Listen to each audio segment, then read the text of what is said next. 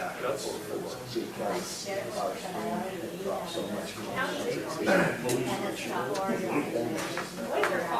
Okay. Wow.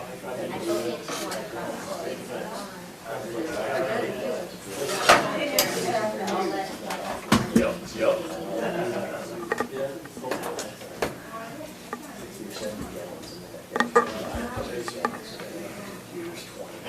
On the spring flow. And what about that day in the last summer?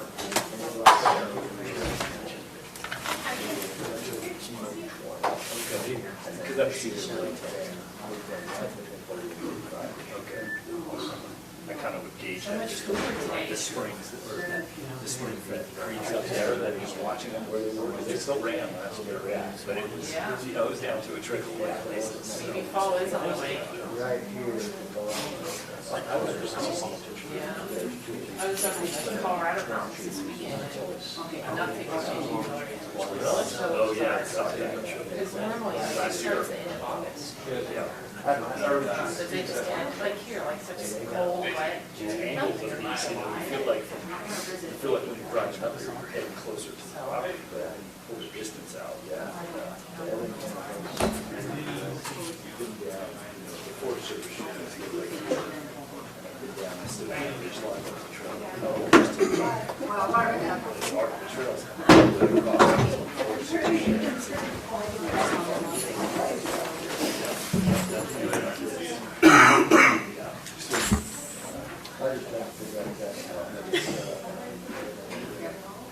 Yeah, there's angles there, a lot more. See, yeah, good things. That's all the creek.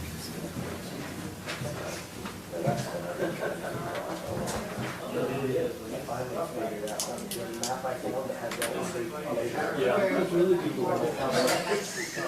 Put it as a destination point.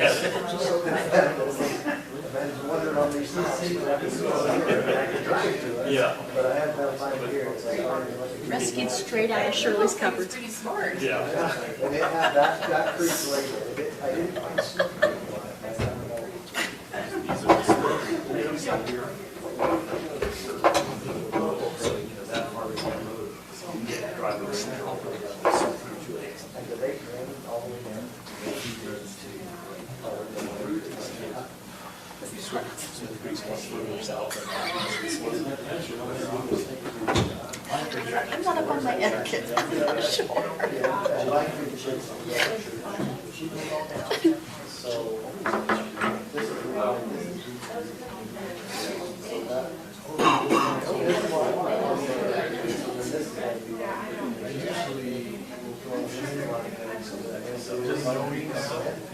This is much further that drainage. This was all the creek.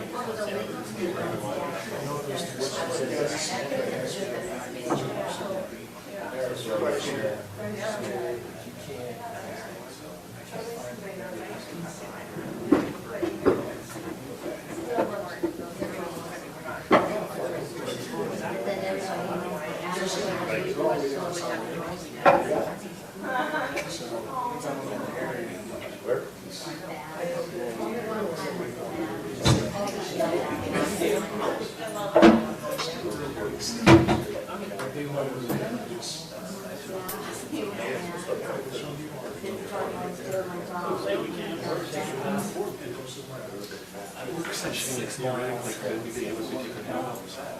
Call me. That will see. Since you don't take any rules, you don't take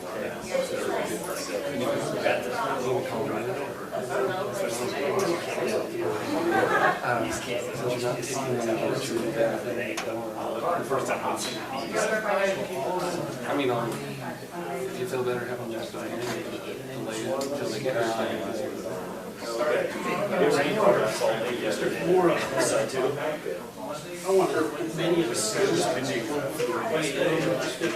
landing. I don't know, usually if Stacy puts their stuff out, she's expecting them. It's like everyone's mailboxes. She doesn't put their name tag. If she knows they're not coming, she doesn't put their name tag. And everyone's name tags up.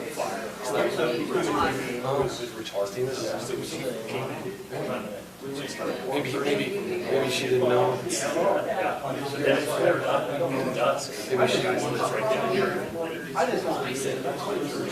Flames jump through the stairs. Oh, I know. That's what I'm saying, I figured. Robert probably knew. He should figure it's like weird. I figured Sarah. I saw Sarah walk in an hour ago. So she must be. Because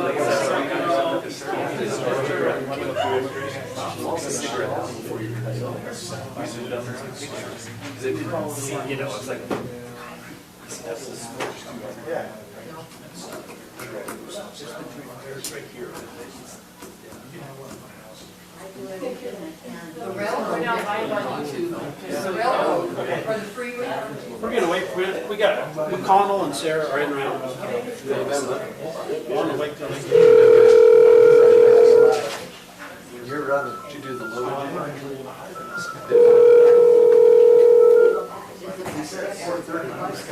Hello? Can you hear us? Yeah, I can. All right, hang on a second. You guys let a little bit down. Or you and Ogden, you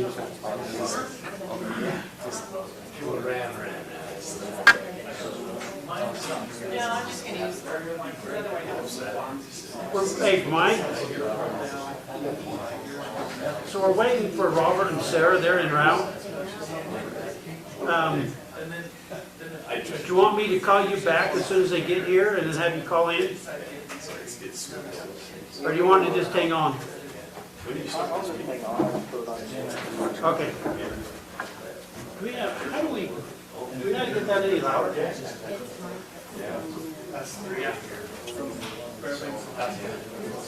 You got pizza for the night?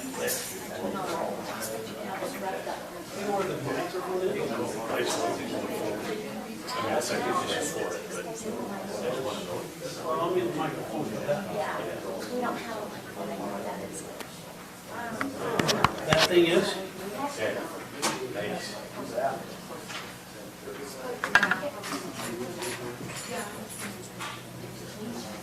Sorry, we were in that room. Are we up here at the table? Where are we going?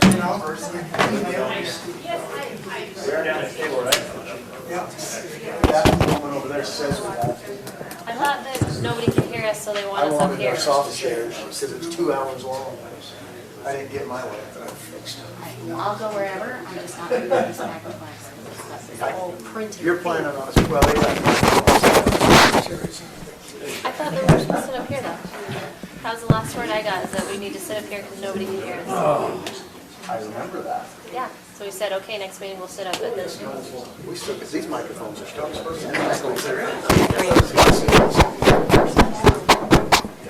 So we can sit back here.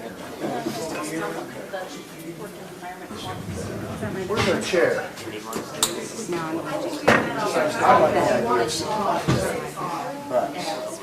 Depends on how you want to interact with yeah, and I said, just need surgical gloves and anything like that. Unless we're trying to all look thank at you for sending it. You always give me something to think about. She'll respond to her emails? What am I going to do? She'll respond to her Whatever. I like, you don't have to She responds. Smell. That's why I started. Well, you would never. Yeah, nope, I do appreciate it. Where's Bobby? We hurried that from our.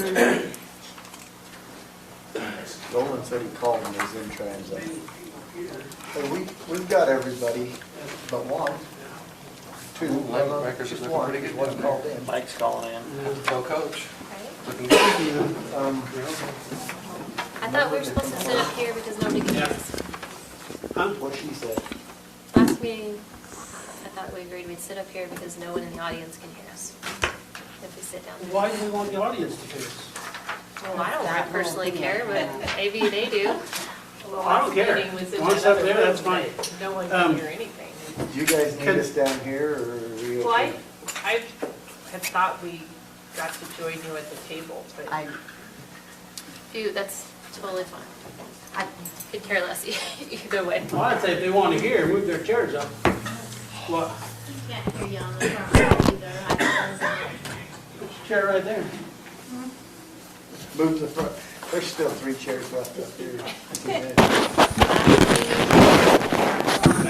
Use your school teacher voice. Okay. I'm fine wherever we go. I'm fine with this as long as you guys aren't looking at the back of my hair because who knows if I have a spot. That's what I noticed.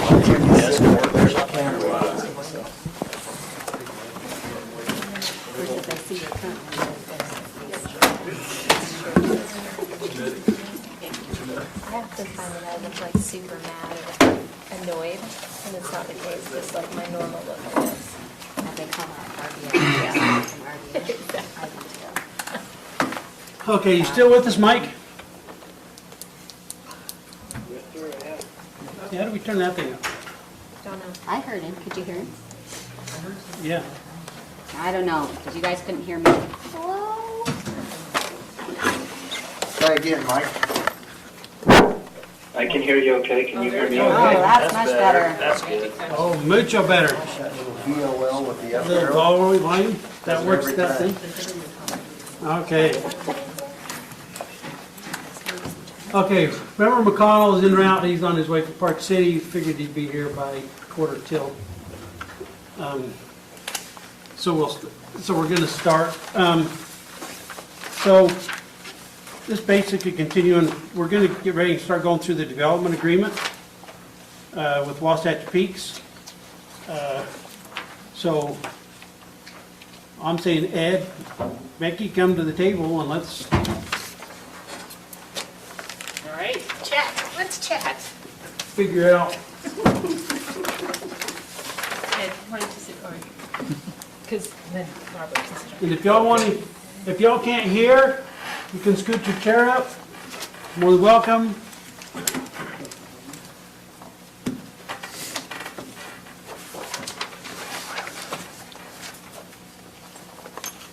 All right, any particular interest on how you want to proceed with the development agreement? Want to start going through page by page? Did everyone email in there? No, I apologize. No. I'm sorry. We received comments from Robert McConnell. Well, mine were in line with Bobby's, so I didn't have I figure You gotta speak louder, you gotta use that teacher voice, that's what they said. any. That was just for them. Okay. All right, well, I mean, has everybody had a chance to kind of go through the development agreement? Yes. Okay, you got questions, concerns? Let's start there, because if not, I got questions and Do concerns. you want to start there, or do you want to start first and go through, or I guess if nobody That's has anything else? what I'm asking, if you got, I have What? questions, okay? but I don't know that, I'm not necessarily spending time doing nothing but my questions, but we can start with one if you want. All right, well, let's start, Do you want Kate, we have general questions overall on, question, or you want to go line by line first? Do you want to well, let's take do, the let's big do, view let's or do go- page 2. Okay. Okay. Does anybody have questions or concerns on page 2 of the development agreement? Yeah, I don't know what XX means. So if I could just interject with that, so Member McConnell did have a few edits and suggested with him, and we're fine with all of those on page 2 Oh, Okay? okay. and 3.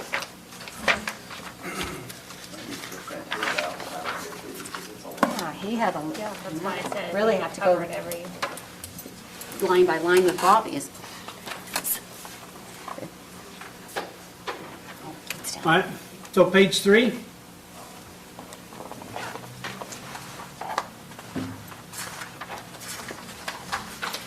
All right, page 4?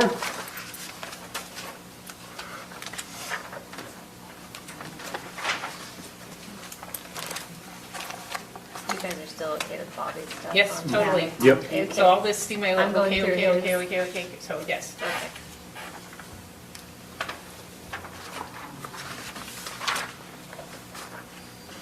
I'll be the Bobby proxy. Read the proxy. You got it in front of you? I've got it. Yeah, it's mostly just cleaning up some legal language Legalese, and, yeah. That we keep talking about. I'll I do wasn't that. privy to that. Since I'm the proxy. Okay, so we're to number 5, well, on page 5. So you got, I mean, a lot of this is the purpose of what they're trying to do. Yeah. And then page 5, you start in the approval process, Yep. recommendations from the planning commission. We're good there? Okay? All right. Designation provisions requirements, page 6.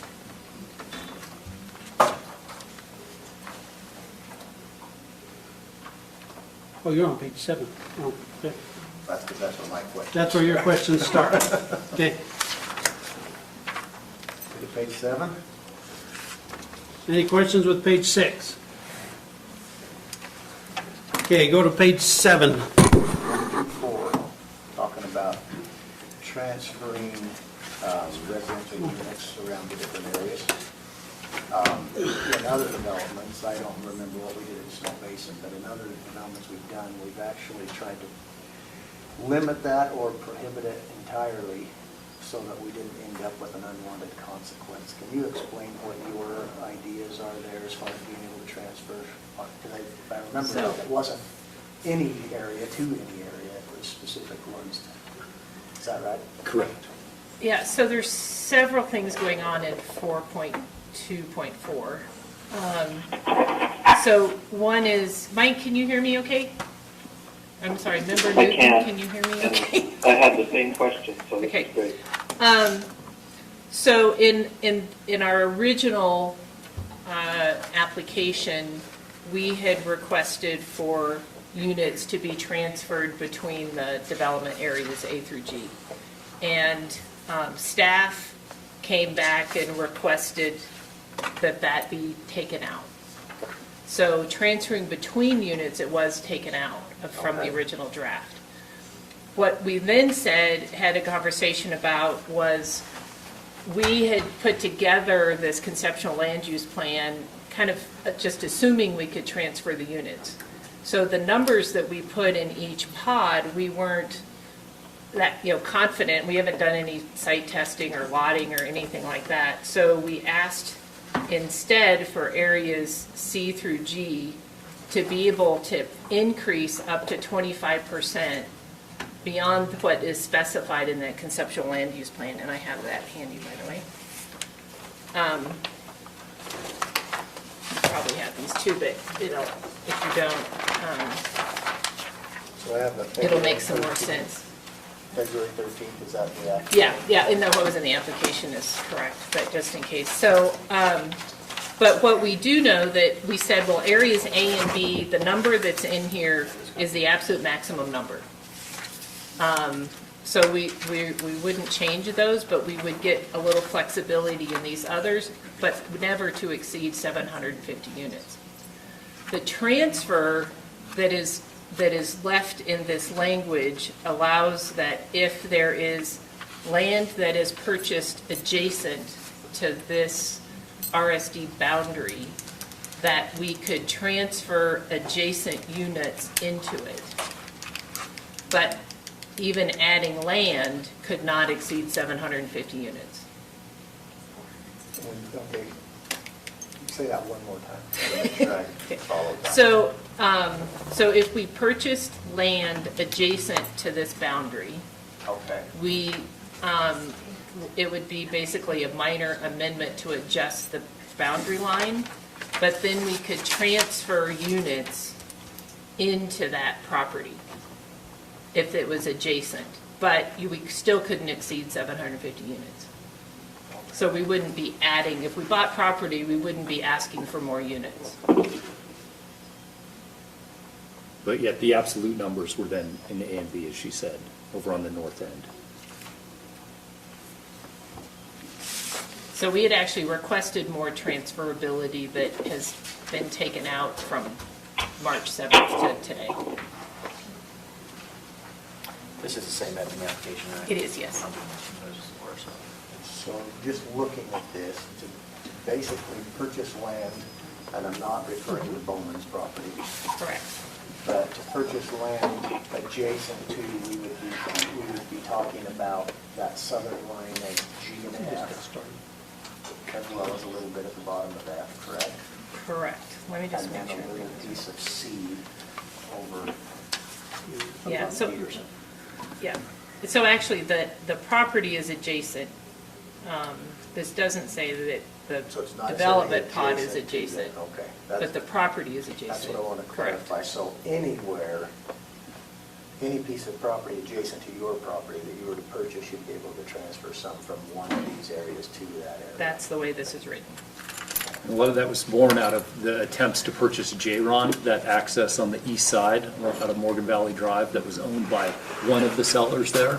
That's how this ultimately was incorporated into that, because that was an attempt for a long time through the transaction and trying to purchase that property that ultimately we weren't able to perfect as of yet. No, so we have an easement there, but we don't own that property. Today. So I'm not gonna lie, I have some issues with that. Going through this project, I like to see something this big, as much as we can, I would like to see an ending point for what it's gonna look like at the end. And by leaving that open, it could continue to grow and grow and grow. I mean, conceivably, you could be clear up on the very southern tip, purchase some land, transfer those way down on that other end, and completely change. I realize that currently, there's a lot of land there that's not buildable, but maybe when you purchase something down there, say at the top of Hardscrabble or something like that, you could end up with land that. Would it help if we did add the word adjacent development parcel? So it would be only those that are touching that It would boundary? be more palatable. See, and I don't want it at all. Well, that's, Okay, like I I mean, said, I I like want the to do idea it. of seeing a boundary where it's gonna be and knowing what we're approving. That unknown of where that could lead to, because we've left that in there, really bothers me. So I would rather go back to it being within the current bounds. Then could we get flexibility back in that transfer, the intra-area transferability? Because we're also limited by that 25% within those, say, between units in E and F, because we haven't taken our analysis to the next level to know exactly where the development areas can be. We think those areas that we've colored are where we're limiting those to, but within those, we don't have an absolute of, 27 units fit great here, but, and we can't do more than that or less than that. So that's part of that, how that conversation evolved in talking to staff. Was that 25% some kind of magic number? You're talking about Or was 25% that just- slope, ain't you? No, the No, 25% is. 4.2.4, right? Correct, yeah. No, I ran some quick numbers to kind of see what Oh, increase, oh. that would get us, and, so it, and it seemed like a reasonable request. Just based So, on the unit yeah. counts in each one of those 7, Right. 8 pods. There's not a science behind it, but just kind of a logic behind it. Because right now, you can only do the 25% increase in areas C through G. And I think what you just said was if we don't have the provision that allows you to transfer the density to after acquired property, you want to have it in areas A through G. I still think we could do, well, you want A through G, or are you still okay with C through G? Yes, C through G are the main focus there, because that's where the concentration of the development is. If there's latitude in those units that can be shifted in there, by another, to 40% or something, it's been a while since we did the numbers of what the percentages in unit counts could move, but as we start looking into those development areas and where those unit counts could go, you run into some constraints and some opportunities. So it's just trying to have flexibility, so when we get our analysis to the next level, that we know what we can do. So you're saying the same areas, but bump the percent. Correct. Yeah, maybe this will help. I'm against your 750. When we first started the conversation, it was 450. When it went to the committee, it turned to 750. Okay, so I want it back down to the 750-ish, 500 mark, straight up. 450, 500, or? So you said he said 700. Between 450 to 500. You know, I think we go back to that conversation that we had with the initial work group in June of 2018. I'm not talking about the initial work group, I'm talking And the about what we said right conversation, here. the conversation with everybody all along was up to 1,000 units. And as we delved deeper into our analysis of what we could do and how we could make all of this work, we self-constrained down to 750. Folks involved in the work group and in those ongoing conversations that whole time was up to 1,000 units. So then we self-constrained back to that 750. And so that's a pretty big component of our overall development. Oh, I get it, I mean, you're after numbers, that's the purpose of being a developer, is you're after numbers. But what I'm saying is when we sat down here and you asked, hey, we're looking at purchasing this property, we're looking at 450 units to get kind of a consensus if it was going to be feasible. That's where our discussion was. And what was my answer? You buy MU 160, you get 82 units. Okay? So where my frustration is, you got a consensus that you could proceed with 450, but as soon as it went to committee, it was the 1,750 mark. So I'm against the 750. I'm just letting y'all know. I want to go back to the 450, maybe 500 mark. What meeting do you remember that? And I'm trying to remember. Well, they couldn't meet with all of us as a group. We had to meet like 2, 3 at a time. Oh, okay. So Right. there So was me and John. It wasn't a full. No, there was me and John Barber, and I can't remember who the other, because there was 3 of us on this one. You know, and we sit right here. And so that's where I'm coming from. I'm like, Okay, well, that might be why I don't remember that. Yeah, that may have been some ideals numbers, but we've been on message at up to 1,000, less than 1,000 units the whole time. From the very first meeting when we went through the then council members, I think you and Ned were there, we met in the adjacent room, it was always up to 1,000 units. We're exploring this project when we were talking about our discussions. And it became confusing because we ran our fiscal analysis and the numbers were obscene. You do the fiscal analysis off 750 units, the net benefits on the school district tax and on the property tax values to the county were huge. We self-constrained that back to 475 just so that it did not look so disproportional. And that's been some confusion. We've talked about it individually, that why did you run this at 475? We tried to share a conservative perspective on that financial analysis. And so, Because the last thing we want to do is overstate a financial benefit to the county. So we ran that, initially the draft was on 450. When we submitted the application, it was 475 because we felt like that was, that we were being too conservative on the other hand. So I do think that caused some, that fiscal impact study, which was a draft a year ago.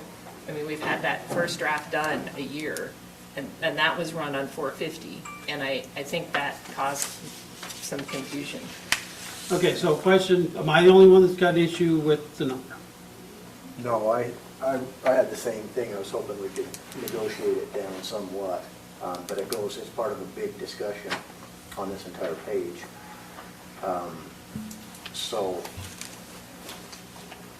and maybe it's just you and I are the only ones that have that, but I want to, before we forget, let's finish discussing that other. And I think what you're saying is that if we can reduce the RDUs, that might make the decision on where they can put them a little easier to make. Is that what Well, you're yeah, saying? but yeah, if we're not putting 750 RDUs in here, then that reduces the need to transfer units from parcel to parcel. Okay, then I'm going to confuse everybody a little bit more, and I'm going to jump to another question, because I need to really understand exactly how many RDUs are going up here before I can have that discussion. Down to the very bottom of the page, the note at the bottom with the residential, the RDUs for the workforces, the worker housing and all that kind of stuff. And I mentioned this a little bit to you the other day, Ed. I just want clarification. So you go down about right in the middle. It says, for the purposes of this development agreement, the following uses shall not be included in and are in addition to the total 750 RDUs available to the subject property. Resort workforce housing, parentheses employee housing, and then it says fire station employee housing, security employee housing. Then the next sentence, and this is what I think Ed was trying to explain to you. Workforce, fire, and security housing are included in the 750 RDUs. They contradict those two sentences, and will not exceed 50 RDUs. But it doesn't ever say exactly how many worker housing would be, how many RDUs of worker housing there would be. Unless I missed it somewhere else in the document, I didn't see it in this note. So do you have the same version? So, I don't know. so for purposes of this development agreement, resort workforce housing,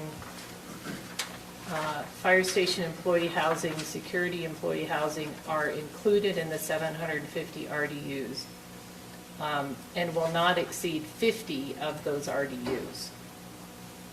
Okay, So And a total that- of 750, and up to 50 of them can be employee workforce housing. Correct. And that was a request that came from Planning Commission. So originally, we said 750 does not include workforce housing. That was the exact language out of the Snow Basin DA. And Planning Commission came back and said, well, we want to know what's the maximum number, so you got to include workforce housing in that 750. And they actually wanted that number to have a limit to it. So so we can just delete edited that that. sentence that says that they're in addition to the 750, right? You may have an Yeah, older mine one doesn't that say has that. been mine doesn't say edited, that. My yeah. old one Well, we have to does. stop and plan a new day and start all over again, because I've got the wrong one. Yeah. This is the most That's recent mine. one that I got that you Yeah, emailed mine me. too. It's the Word version that you emailed me. I have it in the one I had printed out, but it's not in the Okay, I so don't- I That might can have been- just cross that line out and I'm Yes. good? Yeah, because that was a planning commission request that they wanted to know total counts of potential workforce housing.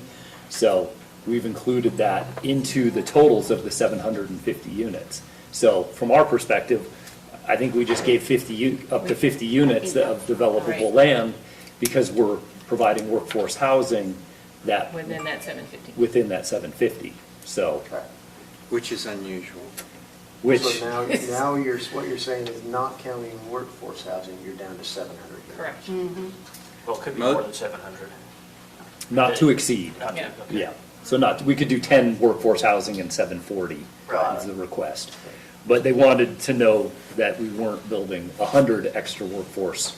Yes, which is Houses. the exact question. And it's a balance because workforce housing, does it take housing from the community? So have some on property? There's a typical, including that into a total count for a development agreement is not normal process. But because unit count has obviously been something that's sensitive, we said we would include that into the count so that there was surety on what those numbers would be. So if we assume 750, you're saying in order to give up the transferable for any newly purchased land, you would like to increase that 25%? No. We're not increasing the 750 at all. That's not the request at all. No, not the 750, the 25%. Oh, increase. Transferable. of transferability, correct, of transferability, correct.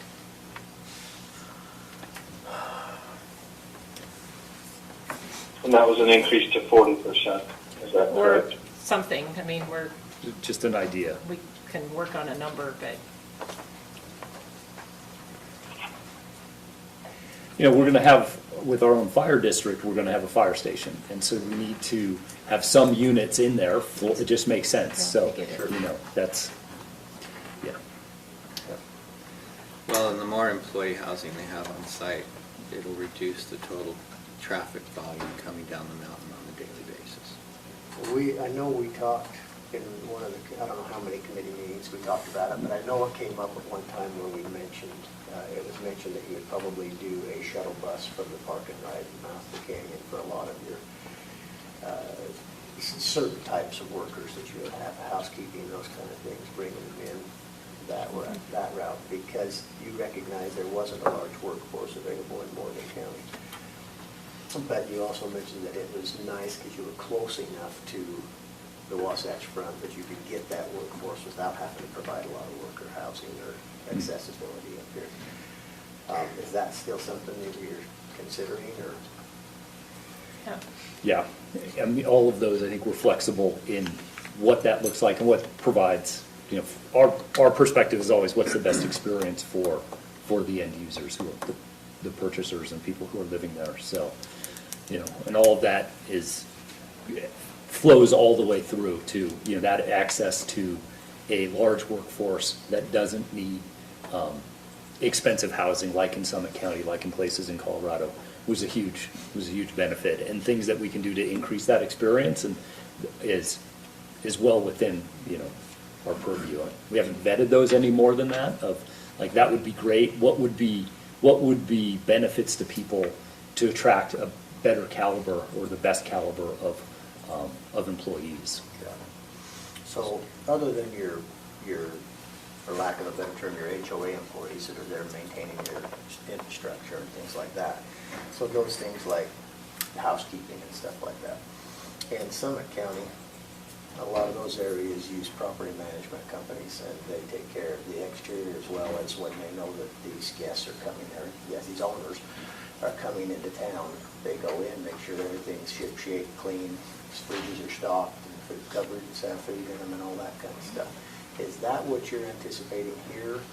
Is that same type of a operation, or do you see it being different here with your clientele? No, we haven't. I mean, I think there's two parts to that. One would be the single-family homes that individual homeowners contract to build with their own architecture and their own contractors, and they have the ability to contract with their own HOA or, own property management providers.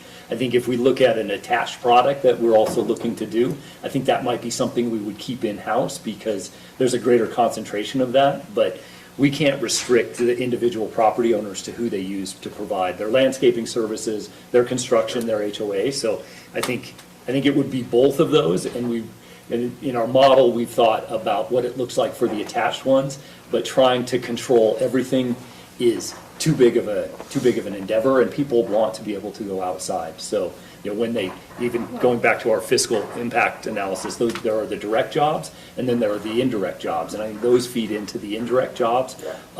Just like on the construction side, the landscaping, maintenance, just all of those things. So I put property management right up there, and Tina Comer had shared, she does a lot of that up in Powder Mountain, the same type of thing. And just to be clear, though, there's a difference because it's not property management to rent out the homes. These homes will not be rentable to the public.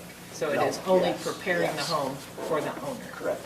And that's what I was envisioning. It's just preparing And you the home. said that correct, but there's just been people who've misunderstood that, so. So when I look at worker housing, the firemen, I understood that completely. What other type of worker housing do you feel like you need to provide? Because I look at housekeeping as something that is so on and off, because they're not going to be up there every day until the owners maybe are there. But in between that, I wouldn't think there would be somebody there. So there's, one of them is often manager level people, so that because some of the year-round employees, the ability to provide housing for them really helps attract the qualified folks. And then there's a lot of the ski area folks, so the groomers, you want them to be able to, get on the mountain very quickly and take care of the snow and probably even road plow, so there's definitely those people. Security, there's people who have around the clock jobs that you'll find in resort settings will often have housing really adjacent to that operation. But we haven't gotten into, you're kind of asking us, like, what food are we gonna serve for opening day? And we're just not there I don't mean to get that detailed on that. I just want to understand the need for the additional housing, you know, that, for that, I should say additional because it's not anymore, but the need for that housing and exactly who's going to be there. Not that I have an issue with them being there, I just want to understand what it is. Yeah. When you get asked all these questions, I like to give it. What I don't like to do is give an answer and then we come to a meeting like this and I find out it's nothing there. Yeah. And, or it's completely different than what it was. So I want to understand it, so that's why I'm asking these questions, so. What does that typically look like? Does it look like individual housing? Does it look like dormitories? Because at one point, the line that was missing, it looks like a dormitory. What does that typically look like? So I mean, in the resorts where we work, Design Workshop works, it varies dramatically. But I'll use an example in Sun Valley. They put 4 employee units in the new golf clubhouse. And it was in the eaves of the building anyway. And so it was just a way to provide some housing. And we see that often, even like a ski maintenance facility may have some townhomes next to it. So it's we more don't- like a single Yeah. individual. It's not families that are up there that are. I mean, when we talk about the manager type of housing, I mean, that probably is, and that's probably a townhome or something like that. But there are maybe five, Yeah, 3, 4. yeah, And something. so the majority of them are like an apartment type, Yeah. an accessory. Correct. But they're not clustered together, they're just where they're needed. Yeah, Like a yeah. fire station would be. Yeah, right there. upstairs of a Yeah, fire yeah. station and, you know, We- maybe the ski maintenance facility, so the guys who, and gals who work at 4 AM to go roll out the groomers or not having to commute in an hour and, you know, typically when there's snow on the ground. So those kind of, So you're not going to have a college dormitory type building somewhere out there? No, and in fact, this thing that was added, that it was a question that came out of Planning Commission about, well, because the way RDU had been defined in Morgan County before was a kitchen, a building with a kitchen. And so a single-family home is 1 RDU, and a condominium is 1 RDU. And they're saying, well, what about a dormitory? So we went back and kind of thought through that, and we thought, well, we could see, you know, like a 4-bedroom home that would house 8 employees, and it would have 1 kitchen. So when we use the term dormitory, it's not the big, like, college dorm-like the thing. concern was like a barracks. That's exactly what I envisioned when I read it the first time. Right. I think barracks. Okay, so that brings us back to that, unless we want to move on and come back and discuss that more later, but that transferability is still a question on the table, how we want to deal with that.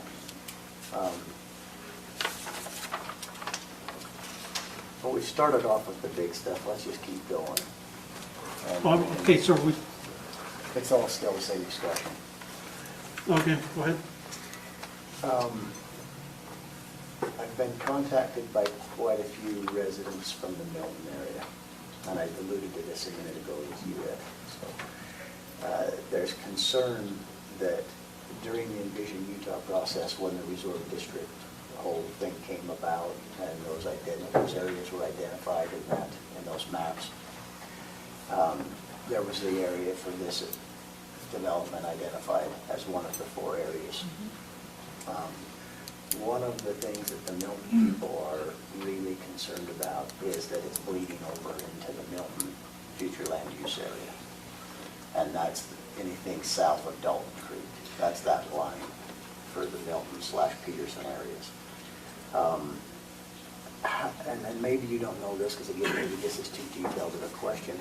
How many residences do you envision going across that Dalton Creek line? Because I don't know the terrain up there, I've never been there.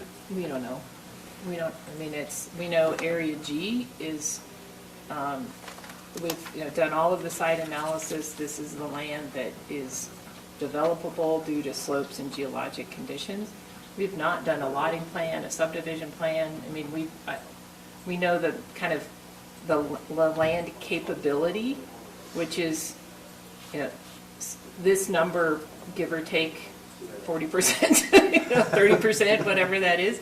But we couldn't tell you how many, any units beyond what is designated here in Area G on the future land use, or on the, sorry, conceptual land use plan.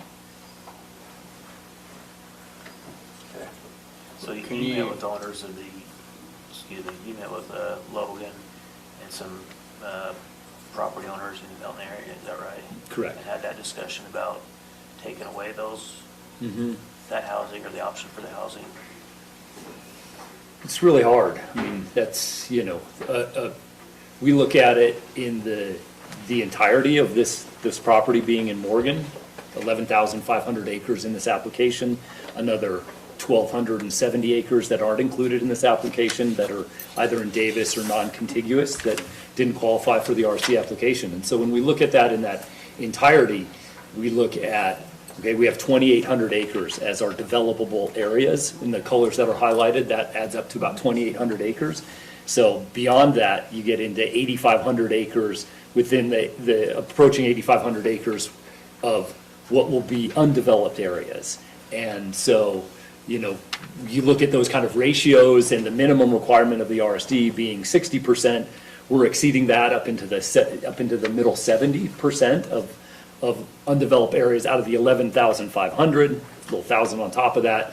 We start saying, well, we got to cull something out. We got to cull something out for, each one of the communities around there. And, that was something that was never discussed internally, that there were portions of the community that liked something and that didn't like it. And so then when it's, trying to cull some out there, we're looking at the macro perspective that this is, we think structured as beneficial as it could be for the county with those open space number, exceeding those open space numbers, no request for public infrastructure. So we look at the entirety of the development here. And so, trying to address individuals those individual concerns is difficult.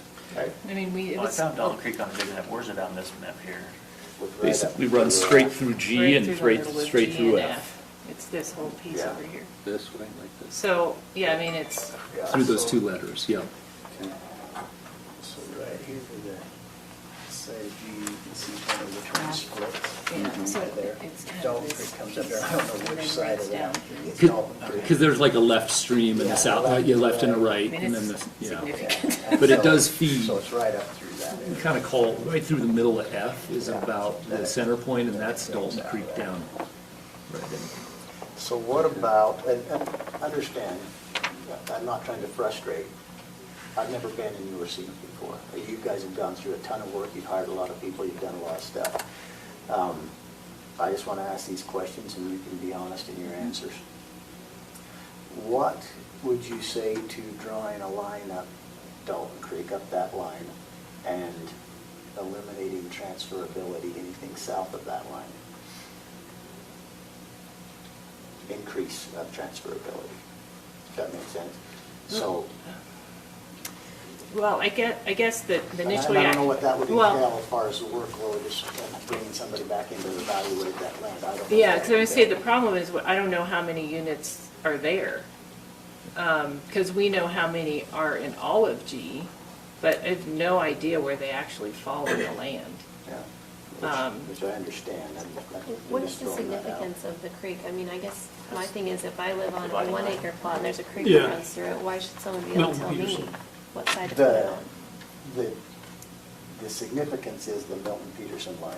The area plans, This- that's where they Still, line. if These they own the people signing property. your petition that they're so upset about, it's Yeah. a lot of that is because it's crossing into the Milton area, So- not staying in the Peterson area. I So get is that, the- But I still go back to, if you own the property, whether it's on the line or not, if it were I'm not saying I'm for or against it, I'm just saying in principle, that were my property, and I own the whole piece, I wouldn't want somebody to tell me to build on the left side or the right side. And that's fine, as long as you're willing to defend that all the way through. Well, it just.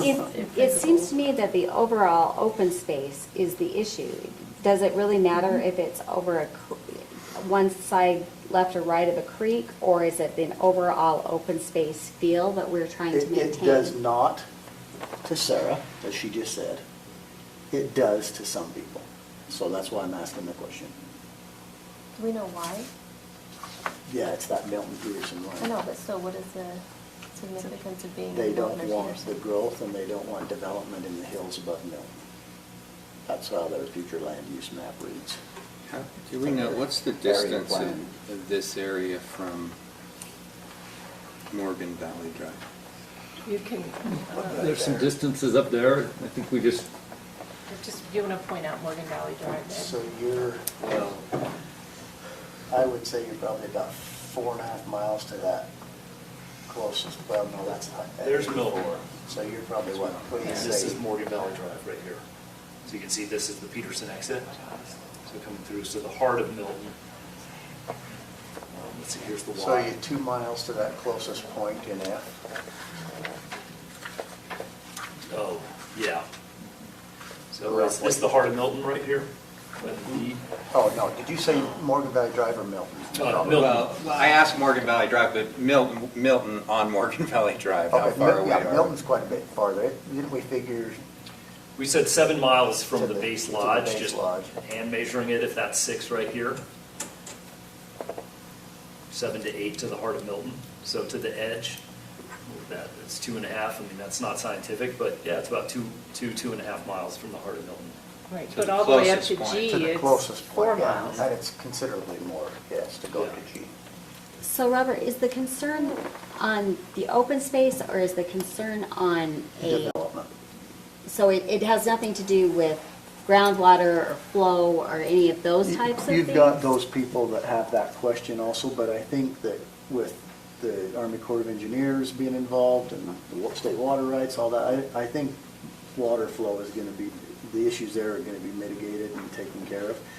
So I think it just leaves that question of, are we allowing development to push into that mountainous area above Peterson, or So, above Milton? so help me understand on the area plans then, how far, do they go clear to the county line on those plans? Or Yes. so As Mountain Green defined- goes clear up So if you to, read each area plan, it has a defined boundary.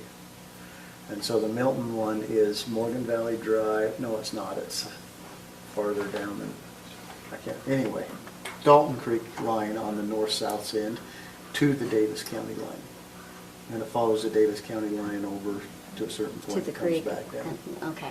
So in essence, Mountain Green would go to the Weber County line Exactly. on both sides. And so If when we're that's how it's talking about our defined. plan, in these different, because they're all based on Yeah, and then I'm just townships. assuming that all of them I don't want to go call them a to city county because line. that would be, but if you're on these little townships type things, your area plan, you're then planning to the county line.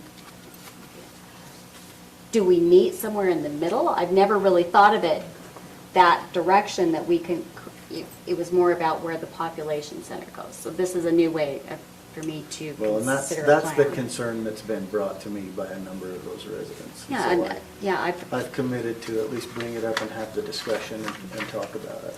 all right. So that's where I'm at. I just have never had it in this context before, so that's my question. And Yeah, typically, we're talking about that village center Mm-hmm. when, in all of our discussions, and, And the density would increase as you get away from the village center and yeah. It did come up in the, and I always pronounce it wrong, Eureka, whatever that was up in Eureka, Scandia. yeah, Eureka. Eureka. In that came up quite a bit in that discussion, but again, I see these two as completely different applications. I don't even think they're in the same world. Yeah, I agree with that. You, It's really hard to discuss just if for that wasn't purposes of Eureka. following up on that point though, you're not proposing any ingress or egress down through that Milton area or anything, right? correct. As you follow Morgan Valley Drive, it gets significantly farther away from the property Right. as it hooks to the east, so. Well, that's part of this discussion we're having right now, and I don't know if you were here when we started, but the transferability was if they were to purchase any land, for example, between here and Milton, they would be able to transfer some of that development into that area. But And only, I asked for that to not be the case, and that's why they're asking for the increase in transferability inside. So, If it's okay. only bordering the lettered areas. So one proposal could be that we stick with 25% at F and G, and then you could go to a higher percentage in C, D, and E. And if you look at those areas, there's a, what's that, 1,400 acres in F and G.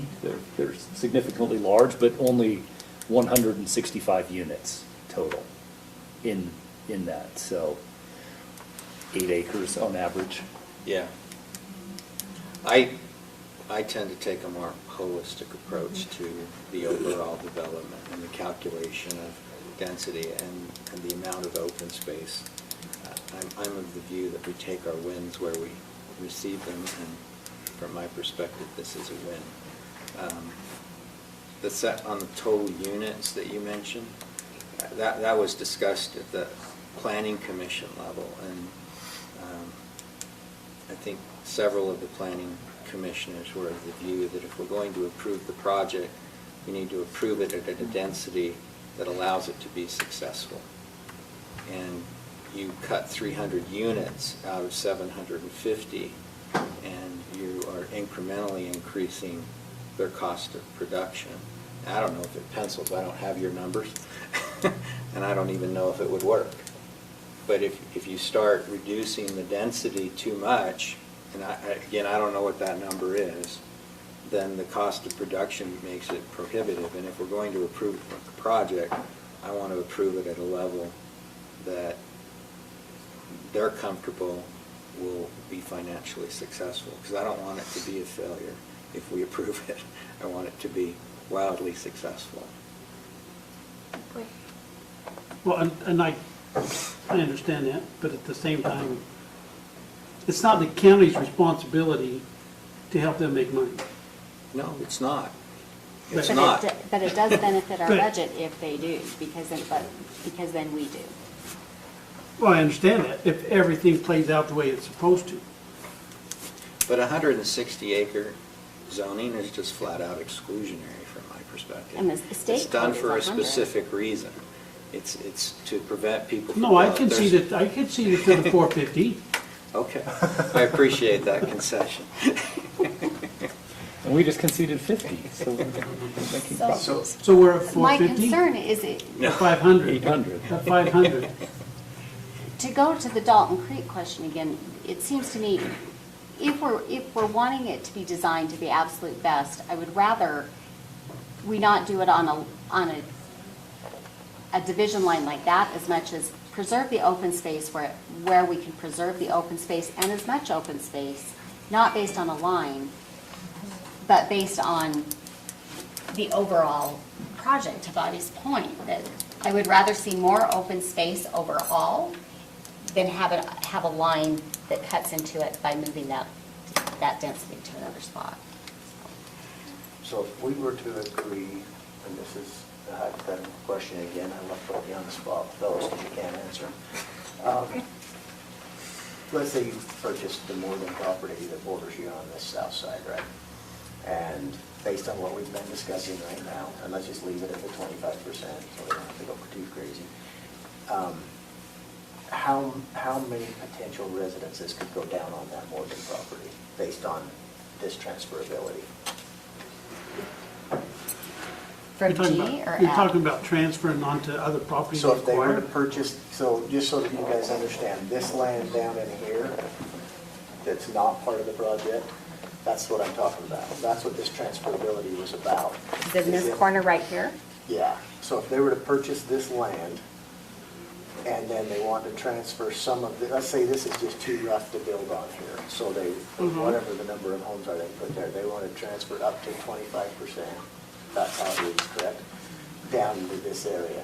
I'm just asking mathematically, what would that be as a potential worst Like case 25 scenario and- number of homes that would be Just down in there? one thing, I don't read the language as allowing them to transfer 25% down to there. I think I read the language as if they acquire additional land, they can take from their 750 and put some of them on there. Correct. The 25% relates Would to not- transfers between phases. So right now, they've got a total of 54 and 12, 66 in G. They're saying I could take some of the E and take 4 units from E and put into G and do 70 there, if that's the way their land planning works out. If they bought this additional land, they could take some of the 750 and decrease their net density overall, but they can't go over the 750 under this language. But you were buying that for the J-Ron access? Is that- That's where this all started from, and these discussions started with J-Ron. That's not this property, No. that's over here. That's over here, Yeah, okay. that was something, that's where this So- started, and we've kept it in there ever since. And how this discussion started, is my desire to have a definitive. Yeah, no, I get that part, and I'm, if Yeah, it's not important to you not even the right price. to be able to move it That over, owner. then I have no problem with striking that provision. I didn't have a problem with the residents proposing what they proposed on Dalton Creek, but I would feel differently about imposing the requirement. Well, I don't know. I was- To me, this whole process is a negotiation. We're not trying to impose anything. We're just asking and see what we can negotiate back and forth. We may finish with this discussion right now and then readdress it on something that's more important to you versus us, and we negotiate something and come up with an answer then. And I want to always leave that door open, that we can renegotiate whatever. But I look at this whole process as a negotiation, and I look at this and make sure that we're comfortable with it. And that's how I view it. I don't want you to think I'm trying to impose anything on you ever, because I think it is a negotiation process. I don't think we have the authority or the right to just impose things outside of what our current ordinance already states. Appreciate that. Well, and I mean, So I don't know, I interrupted your question, I apologize, but Well, what I want to... you still want, what you're asking him is, what do you think the I developability want of that to is? ensure that this does not continue to grow this way with development. Open land, I could care less. but if you But eliminate that, development. acquire future Right. property, if you eliminate that, and their development is the 11,000 acres that they've purchased, you have your definite line. Okay, It doesn't allow them to move. Correct. so walk me through this then. If my overall goal is less density, and they acquire additional property that they bring into this, but they're still required to they can only go to 750, didn't I just reduce my density overall? That's what Isn't this a Robert said. win? Yeah. You did, but We're voting. But the other point, which is a valid point, is they are extending further, the development does extend its fingers further when you do that. Less density overall, but development in a specific area, that changes, so. Yeah. Okay, all right. And that's a big concern. That is a big concern.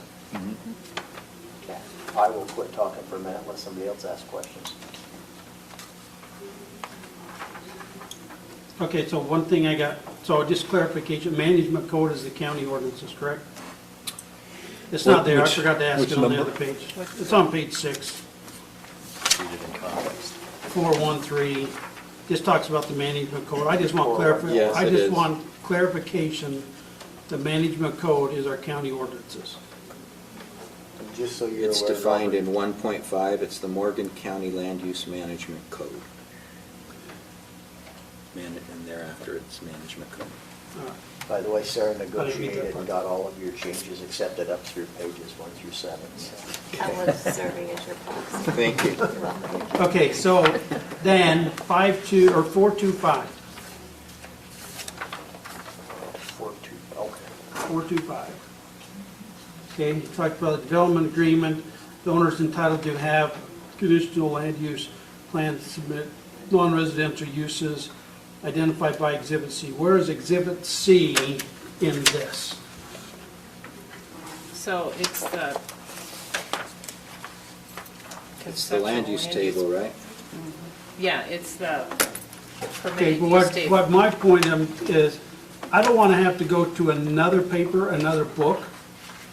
I want it all in here. Well, at one point it was all together and then It's a pieces really big got book. pulled Do that, out trust as me. it got I understand, revised. it's that great big thick one. Okay, so we're saying that great big thick book is our Exhibit C, so we have to go read through every bit of Actually, that? this is the conceptual Yeah, land use. this is Exhibit C.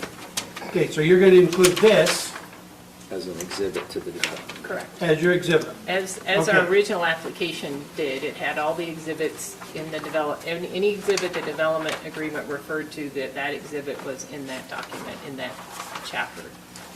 All right, so This was February Exhibit 13, B. 2019, okay? Okay, so then the next deal says, building shall meet all design guidelines stated in design standard documents, Exhibit E. So where's my Exhibit E? You're on the wrong. It's design standards. It's the design standards. It was all of this was included, correct me if I'm Version is one wrong, reads all of higher. this was included in your council packet in advance of the September 3rd meeting. As All part of of it? the application. Yeah, all of the exhibits and everything went to you in advance of the September 3rd meeting.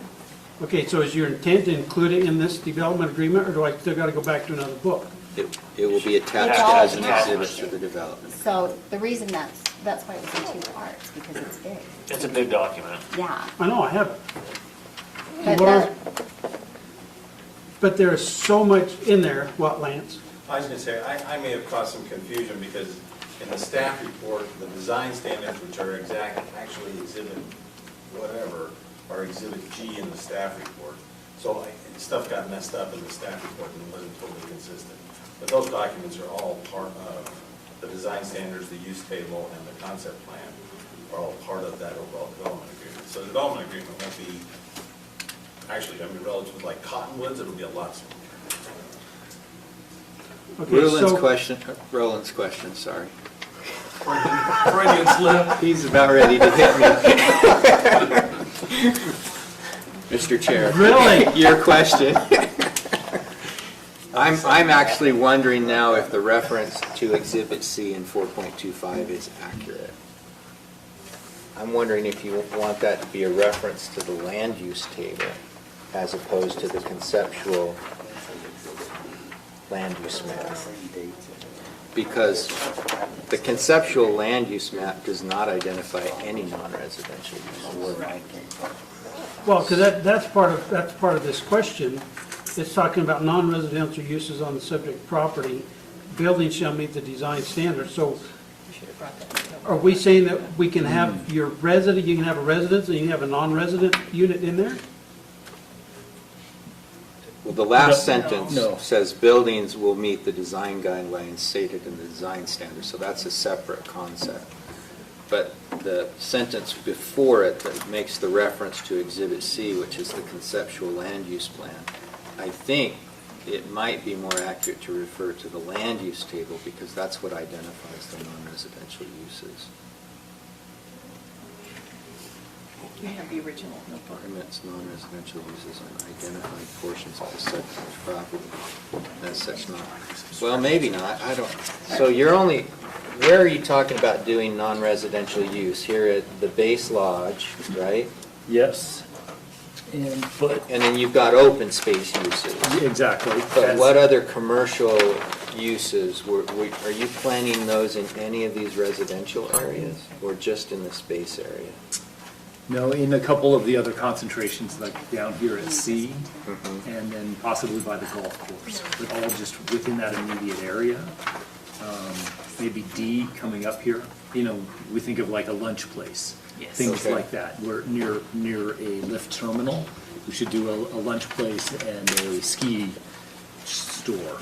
So I think I think we just need to look at that and It make is, sure it we've is got the the right. use ta- I looked at our original submittal, so Exhibit C in the application was the land use table. That makes sense. Okay, all right. So my conceptual land use plan is labeled Exhibit B, You still there, Mike? so that's why I was confused. I kept looking Ah, for C and caught couldn't him. find it. I sure am. All right, just check it. No, Okay. I just So got it on who's- mute so that I don't. Who's keeping Pop in your ear or track anything. from the Okay. county in terms of the changes that are being made? Are you doing that, Lance? Yes. Okay.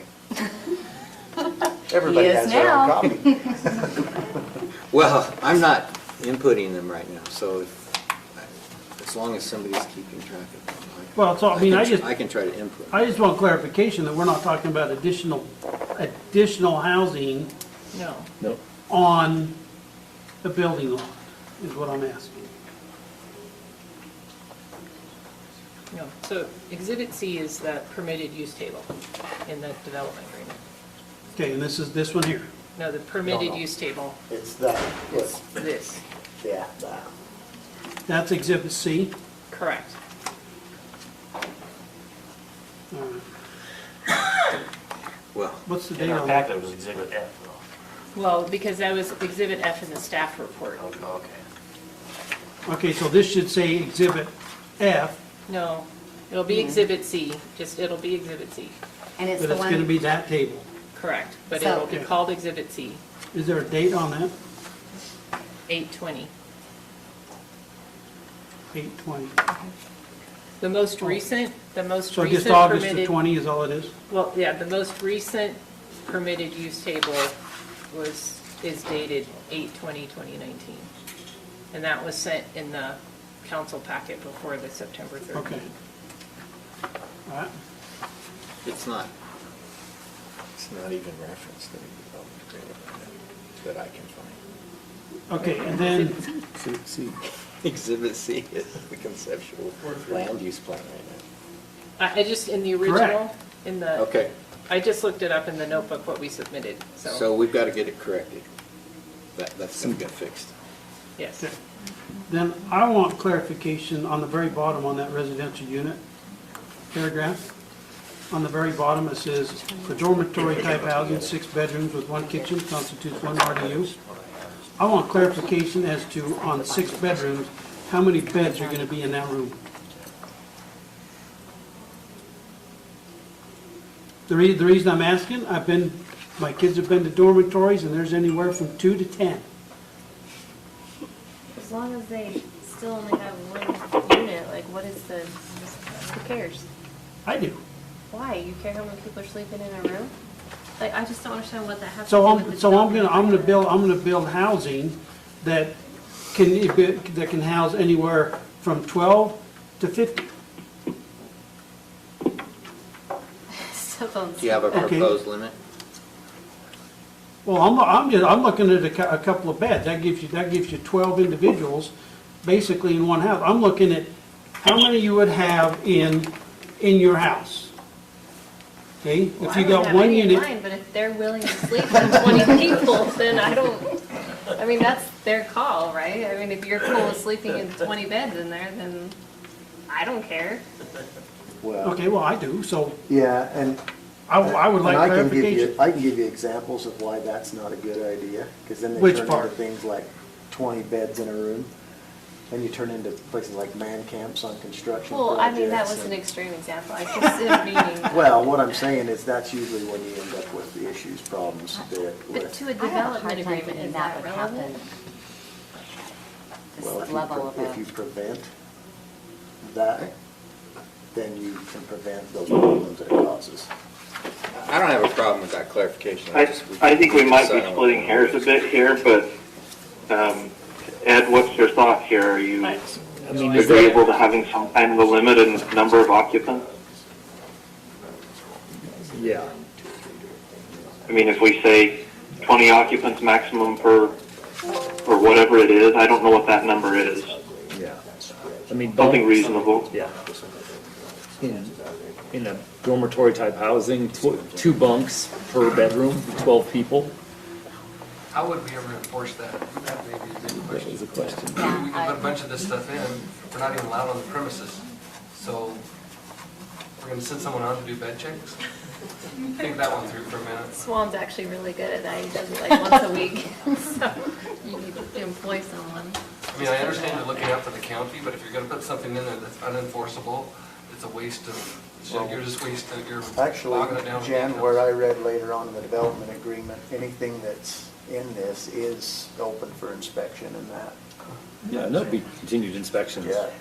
Obviously from all the permitting, the construction, all Yeah, of throughout those the whole things. thing. Yeah, it's so, but it's just that enforceability, what's that mechanism? Yeah, there can always be, it's Yeah. like everything else in our county, it's when a complaint is That's filed, right. then it's investigated. And some of this is some self-regulation within the context of what we're constructing and the goals and the small numbers of units that we're developing here.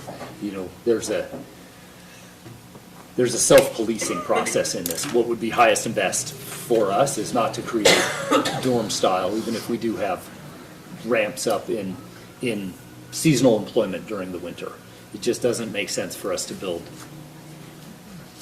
dorms to mash people in. Again, we always bring it back to, okay, what's the experience for the owner, for the guest? The experience has to drive that, and so that's why we will pay a above average salary, and even if it's a seasonal employee, that's kind of our perspective on all those things. We haven't figured out and memorialized all that, but, you know, all those things, we always approach it with what is the right thing for the project, what is the right thing for the experience, and cranking out dorms with 20 people per is not the right thing, so.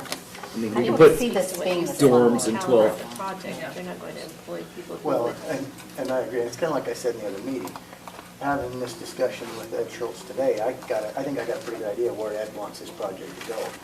Ed's not gonna always be there 35 years down the road, which is the length of this project conceivably. And what are they going to transition to? What is it? If we set good firm rules now, it doesn't matter whether Ed's there or not to protect that project. If the new person in charge is trying to take that project a different way, we can help protect that and keep it the original, as close to the original project as we. Thank you. So what if we do 12 people, 6 rooms, there'll be no more than 2 bunks, and then, you know, we gotta remember, we're also peeling out one of our units that we could sell. So you think of what our pro forma land values or units that we're gonna build.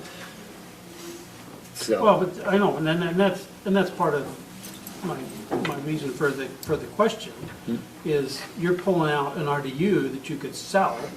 Well, it's a lot more cost feasible for you to build a 6-bedroom unit that houses 40 people than it is 12. We'll just say 2 beds So- per bedroom. no more than 2 beds per bed. And so that's all I'm just trying to clarify. So you're talking basically 12 people per RDU. And is there a couple enforcement mechanism? A couple enforcement, what do you mean? Couples? No, I'm kidding. We're So- not going Yeah, a couple, we're yeah. not defining a couple here, Ed. Why don't we say residents, 2 residents per bedroom? Limited to 2 residents per bedroom, is that what you're saying? Yes, because if you have a bunk in there, you don't want to have yeah. Right. Okay. And then I've just got questions when we get to the 952 You on build a cabin. amendments You have all the cousins in to one this room. deal. I've got and questions on it. Once we get not These are back to workers, that page. Yes. Okay. We don't Play have to go there. So they're not jumping back and forth.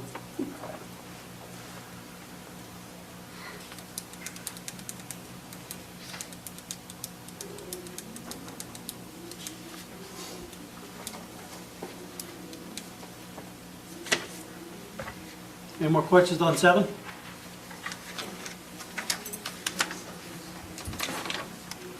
Okay. 8?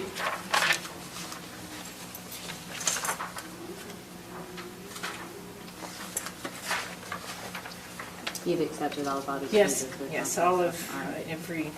when we have a question, I'll raise it, but just assume that we've accepted all of his changes unless you have. Are you raising Tom's questions as well, or do you want me to raise those? I think we'll have those same Okay. things. I note in 4.4.1, I'm just going to capitalize the N in management code. 4.4. One. Okay. Okay.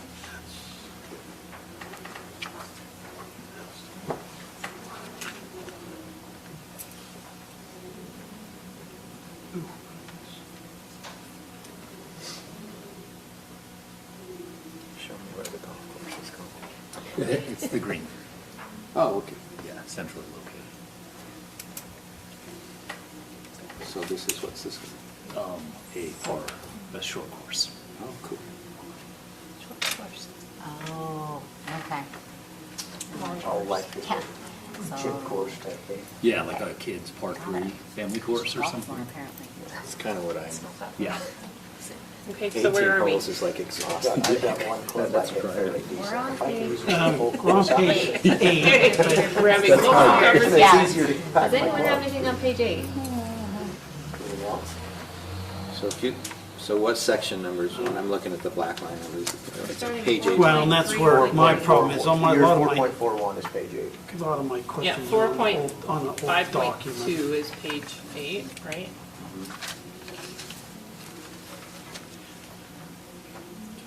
Okay, there's conceptual language plan exhibit B, so, hey, my map is right.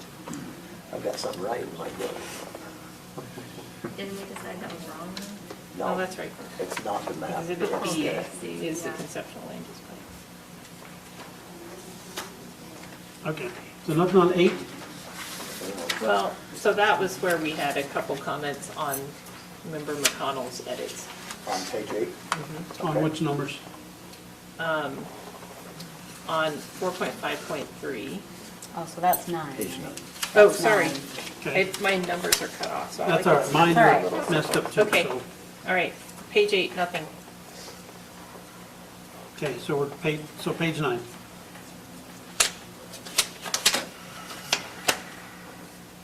No, let's see, this was it. So where's your question, Becky?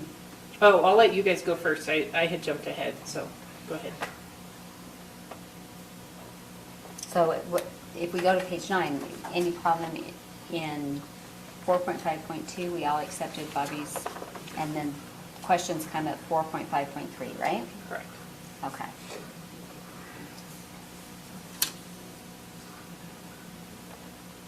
And I didn't print out your staff, Bobby, so I don't know what they were. So what, I made a couple of changes here. One is to require On which number? 4.5.3. 3. So the conceptual land use plan is identifying various open space areas. Open space areas include without limitation ski and golf-related parcels shall be permanently preserved, and then I added pursuant to conservation easements or such other methods of permanent preservation as approved by the county, concurrent with the applicable land use application approvals and land use permit issuance. And then I'd like for there to be some detail about that in the open space management plan. So that was one change. I mean, when I say I think this project's a win, one of the reasons I believe it's the case is because of the open space dedication, but I want it to be dedicated in perpetuity, because that's a big issue. I'm open to the methods to which we get there, but. Yep, we're okay with that Okay. edit. Then I say land located outside of development area A and G may be platted so as to include conserved open space as part of residential subdivision lots that are more than 5 acres in size. You okay with that? No, so where we wanted to strike more than 5 acres in size. So, I can try to explain this. So, what this identifies is developable land, right? With all the site analysis and on-site, we know this is, but because it's not developable doesn't mean it's not sellable. So someone might buy a 1 acre lot but their property could be 3 acres because it may extend up into this area. We are saying here is that the open space management plan, and even if there's a conservation easement on it, will still apply. It's just that person is buying a 3 acre lot. Okay, I'm not intending to prohibit that. So what you're saying is they're buying a 3 acre lot, 2 acres of it subject to a conservation easement. Correct. Or the open space management right, plan that correct. I includes mean, that's- forestry yes. management, Yeah. blends ag, forestry, and, Right. No, the way you said it is the way we would intend it. So And we it didn't, might the be- 5 acre was just arbitrary. It's like it should apply to, be able to apply to any lot. As long as it's in a development area. so the open space goes from ownership of the entity of Wasatch Peaks Ranch to an individual. So I was thinking about it in the reverse, that the owners would be looking to put their property into conservation, and I'm like, no, you're gonna have to have at least 5 acres Yeah, to do no. that. What you're saying is, The no, other we're way. gonna put it into conservation, and a portion of the lot they buy is gonna come subject to that conservation easement. Correct. So that seems better, because Yeah, I don't have a problem with that. I was just thinking about it in the. in yeah. reverse, so I'm okay with that. Okay. But I'm only one voice, so. No, I think that's fine as well. So how would you want it worded instead? Take think- out the 5? Yeah. If So it would just be residential subdivision lots? Yeah, so it would be, the whole sentence would read, land may be platted as to include conserved open space located outside of development areas A through G as part of the residential subdivision lots that have land within developments A through G. Okay. So regardless of size, it doesn't, okay. All right.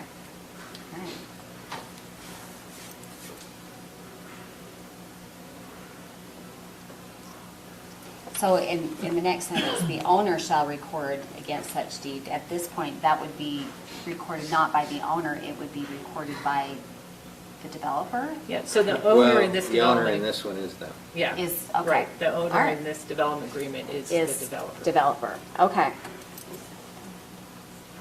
So I don't know that I got that change. I just struck the 5-acre limitation. So it just says, That's- is that what you're? What's That's what Tom important did, is that yeah, Lance and, got or more that than change. 5 acres, and have Did you get land that within change? development areas A through G.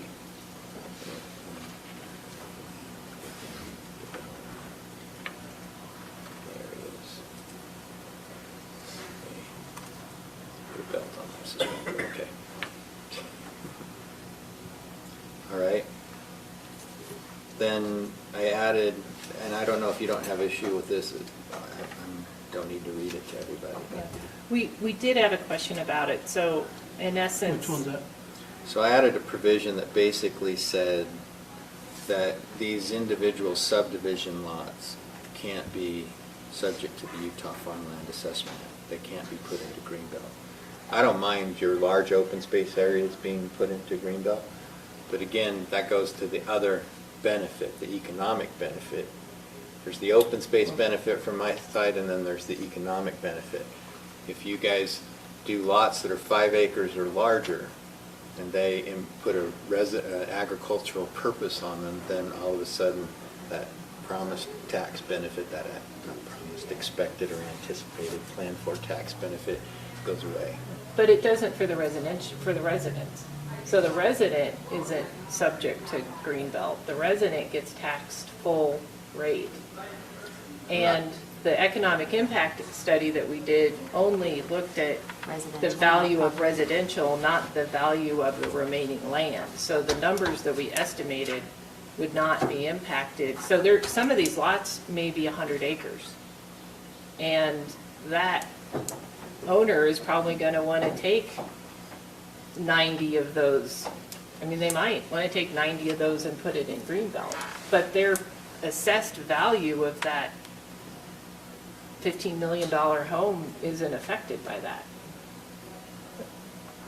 I'd have to confirm that, but I'm happy to try to do it. We would want to check with Gwen as well to see if a special resort even qualifies for Greenbelt. It would still I'd be have to surprised if meet it all does. of the Be criteria. surprised. It goes opposite of what you're trying to say, that you've got a plan for the rich and famous, and then all of a sudden you're going to let some of them buy small mini farms and raise livestock and get Greenbelt. I think it's a question we need to ask Gwen, is county needs We can answers to that confirm it, question. but I think you're correct that the residence does not count towards green belt. It would only be the agricultural portion that's producing. You'd have to. And there's not a limit on the residential value, that's Well, what I was We thinking. could, yeah, I don't think so. Tom, did I look this up? Yeah, we looked at the homestead, what was the statute, the Utah Farmland Assessment Act, and for those requirements, you can't do it if it's under 5 acres. It has to be, Right. you know, and it And take off on it's some. supposed to be food production related. Yeah. Yeah, I mean, or- the criteria is still very strong. I mean, it's, and so you still have to do, the owner would still have to do a lot to I thought- qualify for that. You don't I have thought to- you still could do grazing and qualify. Yes, but You can. animals are being raised for food production are, but you can't necessarily just go out there and put a horse and say, that's green belt. Correct. That doesn't necessarily qualify. You can put cows out there, sheep, anything that's used for food production. Goats? They- Well, they eat like- goats. I know in Wolf Creek, Don't care. they have this and it's on their open space, and they're bringing in the goats and, That, or sheep. You and- mow it down. But they're getting ready to just pay the taxes, because the people don't like how the sheep leave the property. But we could I put don't in mean here. I would recommend. Yeah. Having a goat on your Lamborghini probably just doesn't make sense. But if the, I mean, if the current Greenbelt statute is, 5 acres, we'd say, well, make it make a minimum 10 or 20 acres. I mean, make that threshold even bigger. But not to necessarily, if someone wants to go through whatever it takes and they have 100 acres, it didn't seem like they should be precluded from that. And the tax implication doesn't decrease your tax. Your residence, just on your property. Yeah, there's a whole table and things you have to meet to Yeah, to and what I continue would- with that, increase, same average AUMs for that percentage for the same land has to produce equal or greater amounts for the preceding 2 years, so. So will all of this come out of Greenbelt because there is the rollback tax? And then, but to requalify for it would be after pulling it out, I would think the I requirement. don't know. I don't think a land use change in and of itself will cause it to roll out of Greenbelt. Okay. As we record the plats. Yeah, that's what I thought. Then it runs Then out. it Then it comes rolls out, out. and then you pay the Okay. recapture. Yep. So, speaking for myself personally, I'll review that provision and look at the tax implications. My So- suggestion is just to let have Gwen take a look at it as your assessor. I'm not saying what she will say, but I would just say she should sign off on this before we. Well, one of the things that, and that, maybe that goes to some of the benefit here, because one of the issues that we keep having is how do we maintain the agricultural bill of Morgan County? And that, the bill that is being discussed, that Nathan Ivy was bringing forward, was to use those rollback taxes to preserve agricultural land in other areas. And if this qualifies as bringing it out, as these come in, we would be able to dedicate those rollback taxes to other areas of the county to preserve agricultural uses in other areas. So it's a possible benefit. To roll back. So, no, as it rolls out, but what his bill was doing was capturing some of those rollback taxes, because when it comes out, you have to pay that for the prior 2 years, even though it's been in Greenbelt. And his bill takes part of that money, that increase in tax revenue with that payment, and dedicating that use to agricultural uses in another area to preserve agricultural use throughout Utah. Within the same jurisdiction? So it hasn't been written yet, but there's the point, is if that is written in where it has to be used within the geographic area where it was collected, that could be a benefit in an overall plan for Morgan County in preserving agricultural use. It's just one of those to throw out there for those who have concern. It's another benefit to it, you would be preserving in a different area.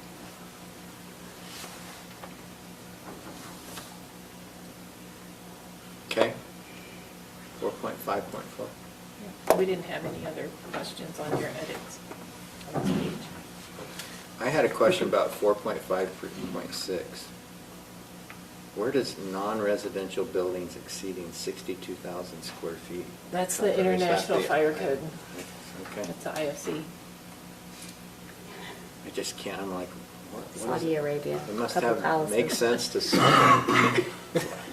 Is that the volume of water that can be pushed through a sprinkler system? Link it to the urban. A certain size pump or Urban something? wildfire, wildland. We'll be Okay. sprinklering the Yes. non-commercial, they're non-residential That's buildings. all part of that, contain and whatever they call that.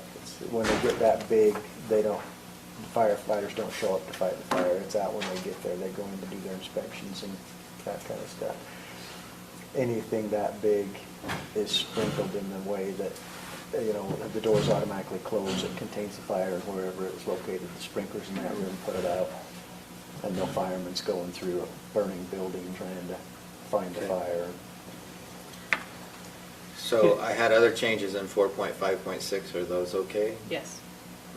Okay. Okay, I didn't see those, but my question is, Chime in here, sorry, while you're on that one. go ahead. Lance and I both have an issue, as far as I remember, and our fire folks do. So this says, 2 points of ingress and egress to and from the subject property will be required prior to construction of the 200th residence.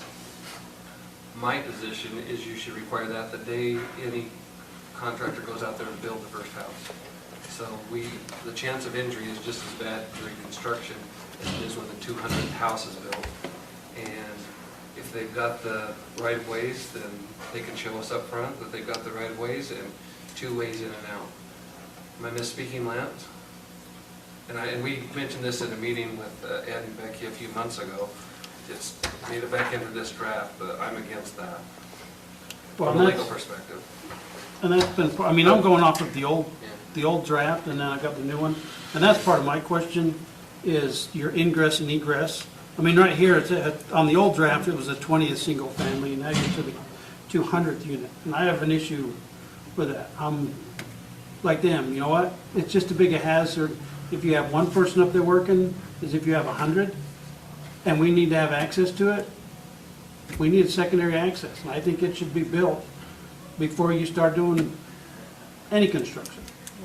So this is in here because this is the International Fire Code. This came from the memo from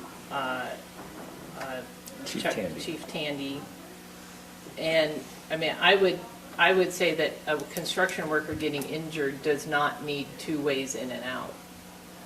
I mean, where we see the 2, particularly egress, is fire.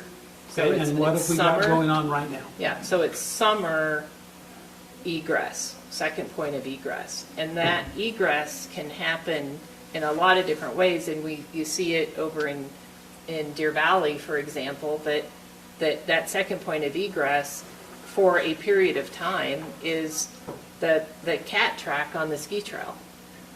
That there's still, it's wide enough and people can still leave. It's about leaving in case of the emergency. And we're fine with that.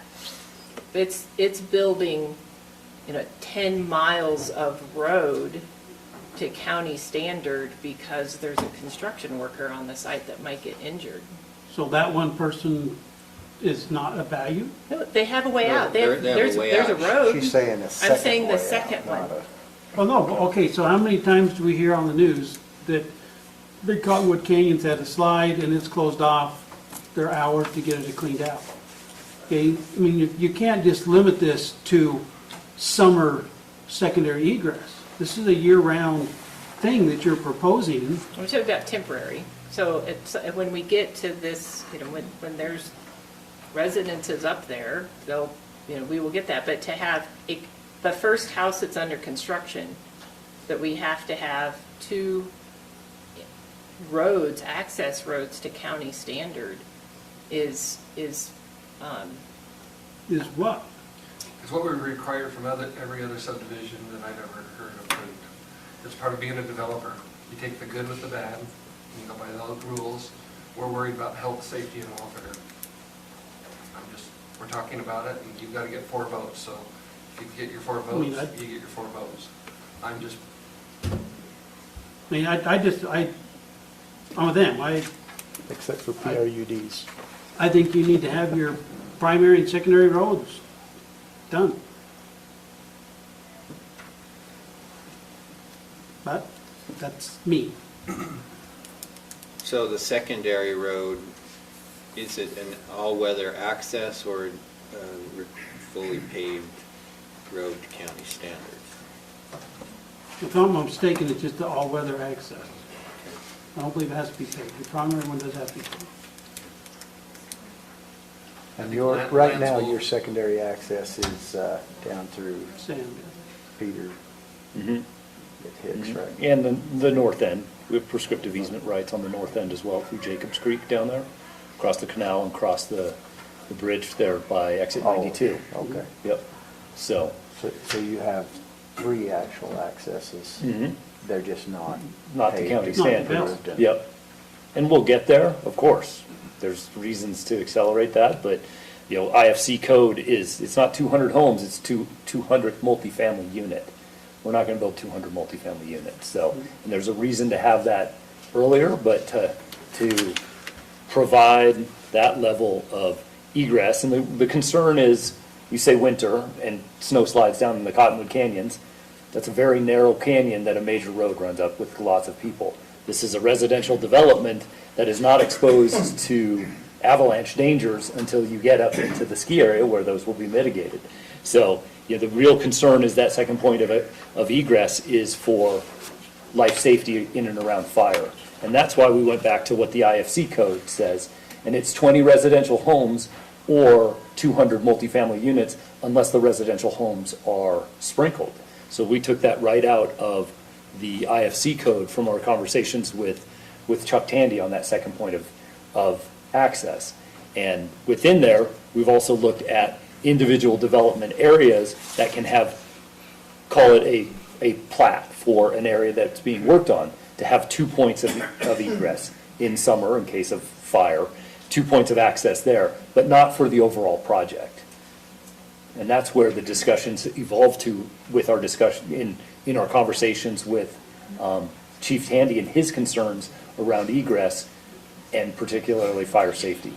And I'm happy to provide you with dozens of examples of other mountain resort communities. I think the difference here is the mountain environment and the challenges that creates versus something that's built in the valley. So I saw this and recognized it as being different from what I had seen before, and I did ask Chief Tandy about it, and said, these are different standards than I'm used to seeing. Where did they come from? And he did say he pulled them from the fire code. Let me ask you what your plan is. So you've got the main road going up through Whittier. You're going to pave that, take that up, and then I assume as you move off into these different phases, you're going to take paved roads over to them. What will be the secondary access? Are you improving any of the other secondary accesses to at least be all-weather surfaces up front? We haven't taken it all the way to all-weather services. The north access is our next access point. That's the one that we will perfect and finish at a second date. It's just longer and more complex, and will take some time to have that second point of access. Is a benefit for our development because it's shorter coming from the Wasatch Front. So, we're very motivated to get that finished. It's just longer and takes time. And there is precedent in both other developments and that IFC that we said, we get this first point of access in and we develop lots in area C in the middle. Then around those lots, there'd be 2 points of egress in that specific sub-platted area, with then one main point coming out down through the Whittier Dry Farm. And what's the width of your main road going up? It's been a long time since rural residential, 26 feet. Yep. Of paved surface. Correct. Sounds like there was a meeting after the meeting I had with Lance and Chuck, and talking to Lance, and if the fire chief has signed off on it, I won't make much more of a fuss of it over it, but it's definitely something you should still consider. But if your fire people have met with them and they're okay with that, then So it probably says not in a approved. position to overrule them. Says approved access roads will be in place prior to the commencement of combustible construction. And then the approved access roads providing 2 points of ingress and egress before the turn of multifamily residential. That's my change, but the number's the same. And we had the 20 residential units in there, but then we self-regulated that every residential home needs to be sprinkled. And so it wasn't relevant to put that back in there to talk about single-family homes. So the 200 multifamily is a large number, but again, So we've for the now IFC. put in the development agreement that all single-family homes will be required to have fire suppression sprinkler system. So the second point of contact then is just off 190 here, off the Mount Green interchange. Exit 92, yep. On your, for fire egress, so we're talking summertime now, on your other two, not going up through Whittier's, but the one off 92 and the one, what do you call that? J-Ron. J-Ron was the name we kept wanting to call it inherited. Ron John, but I knew that was a surf company. Up through J-Ron, is that something that will be improved somewhat from what it is now, or is it just accessible for fire fighting equipment? Or what is the purpose of that? So once again, what we look as a temporary situation is the second point of egress. So fire equipment would still be coming on the main access ingress. So this would be a way for them to This is get a way for out. people to get So will out. that road be improved to the point where a common vehicle can travel it to get out? Common vehicle could travel. The north access for 2 points, that was the requirement for 2. J-Ron But was even our in- insurance. Yeah, but even in a temporary situation, we may have, what, some And other. I have never seen the road over on 92. The only one I've ever been on is the one up through J-Ron when I Yeah. went with you. And I just know that if somebody's in their Mercedes, they're not making it down that road. Yeah. Not in this Down, current maybe. condition. Well, they might get down until they hit a tree. I'm not saying they'll make it down on that road, they might make it I down. have seen a RAV4 go up that. A RAV4 goes Yeah. better than a Mercedes.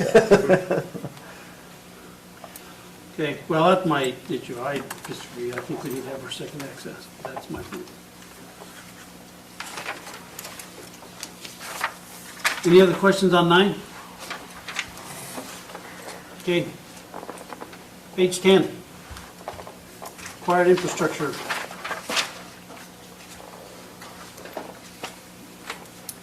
I have questions on this, but I have no idea if it's been fixed yet since I just got this new copy. Mine, by the way, was August 9th, and the one you just gave me was August like 29th or something. Did you get, I sent my revisions. out. Yes, I just didn't print them and break them. So I've changed this section.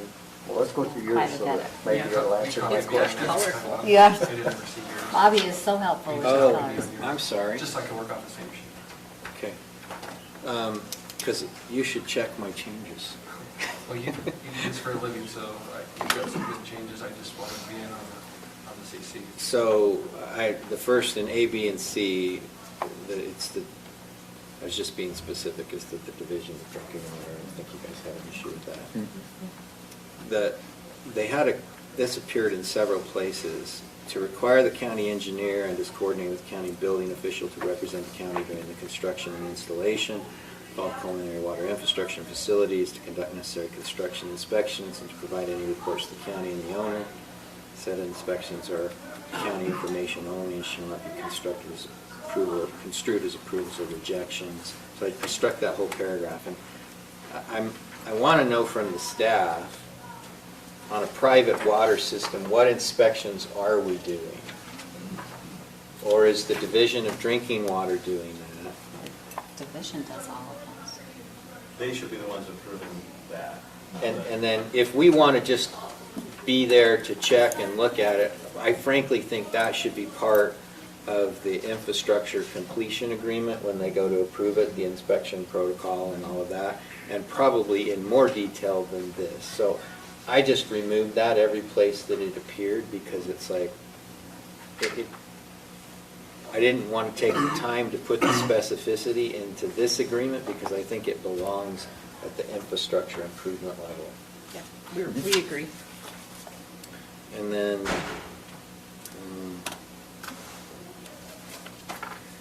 C said if the state engineer determines that activities located on the subject property are impacting water rights, the county will require the owner. I took that and I made it the owner's obligation. If the county's not going to require you to do it. If you're impinging on the owners, you're obligated to require, to address it. If you fail to do so, it would be a breach of this agreement, but I don't want it to be a breach by the county if we fail to require. Okay, on that last one, what, section 5.1, what were you talking about? 5.1.1. So Yeah, but A, What B, let- C, D. I removed D, E, and F. E So was, you removed them? I removed them from county obligations. E, I dropped down and made an owner obligation. So let's go back to D. I Okay. want to talk about D. On my copy, which doesn't have your changes, it says to require the county engineer and as coordinated with the county building official to represent the county during the construction and installation of all culinary water infrastructure and facilities. You don't want that inspection process going on? Because right now, if we're building a new water tank in our water system, the county building inspector comes out and inspects that project and makes sure it meets all applicable The codes. tank, but not the infrastructure, not the You pipeline. don't count the tank as part of the infrastructure. Is he inspecting all the pipeline? I can't remember, it's been too many years. I mean, I agree with, But I know we did the tank, and we just So added a new that's tank. where I said I Isn't that was the state? interested in the Isn't staff's perspective on what they in fact of inspect. county. And I'm not saying that we shouldn't inspect everything that we currently inspect. I think the inspection criteria and process should be outlined when we've identified the improvement to be constructed. So I just don't, it didn't seem to me to, if we're going to include it in the development agreement, I want to have more specificity, but I didn't have in my mind what was necessary to put that specificity in. And I don't have a problem with, I mean, because when they build a water tank, you gotta build a permit. But when you start laying your infrastructure lines, I don't want the county to be liable for inspections on their culinary lines. That's I'm their just deal. trying to get clarification on that. Like I say, I know the county has inspected water tanks. Correct. You And have I to get a consider building that part permit. of the infrastructure, that's why I asked this question. But no, I don't know about the pipeline itself. And I don't have as much heartburn with that. Straight up, I don't have heartburn if the county doesn't do any of those inspections as long as somebody's doing those inspections. I Right, just and wanted to I'm not clarify. advocating for a change of the process, but if it's a county-required permit to build, then we ought to do the inspection. Okay. All right. I'm just, So we're not. if I was building in an inspection process, it would probably be a couple of pages long. And I didn't feel like I needed to do that in the development agreement, but I clearly think But that's a nowhere in process. here in we're the future. eliminating the building permit process on any of this, then I'm fine with it. Okay. Well, and that's just what I want. That's what I have on here. What I want clarified is what we are inspecting, what we're not. Because, no offense intended, it's your water system. And if it blows apart in the ground, that's your problem. I don't want the county tied No, to absolutely not. inspecting any parts of the infrastructure on the ground. And then F, I deleted everywhere it came up. I know the county has to comply with local, state, and federal laws, rules, and regulations. We have to do that as an entity. But I'm not giving that as a contractual obligation to you guys. Understand. Yep.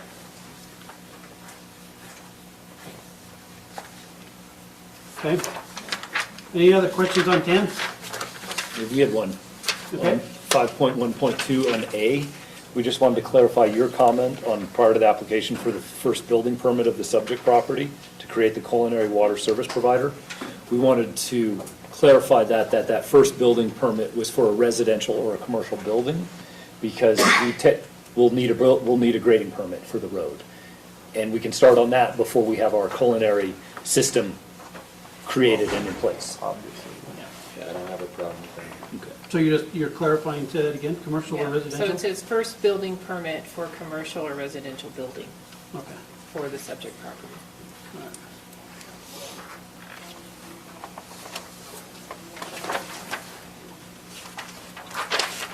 Good catch.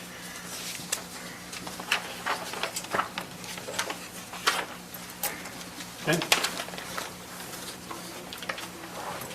So, because we're about out of Page time. 11? Yeah, we're Oh, I'm still on clarification. 10. We- Oh, you're on Still 10? have questions. Okay, sorry. We talked a little bit about this because it was a big concern with the public hearing. I'm sorry, where are you? We're still in Yeah. the same spot.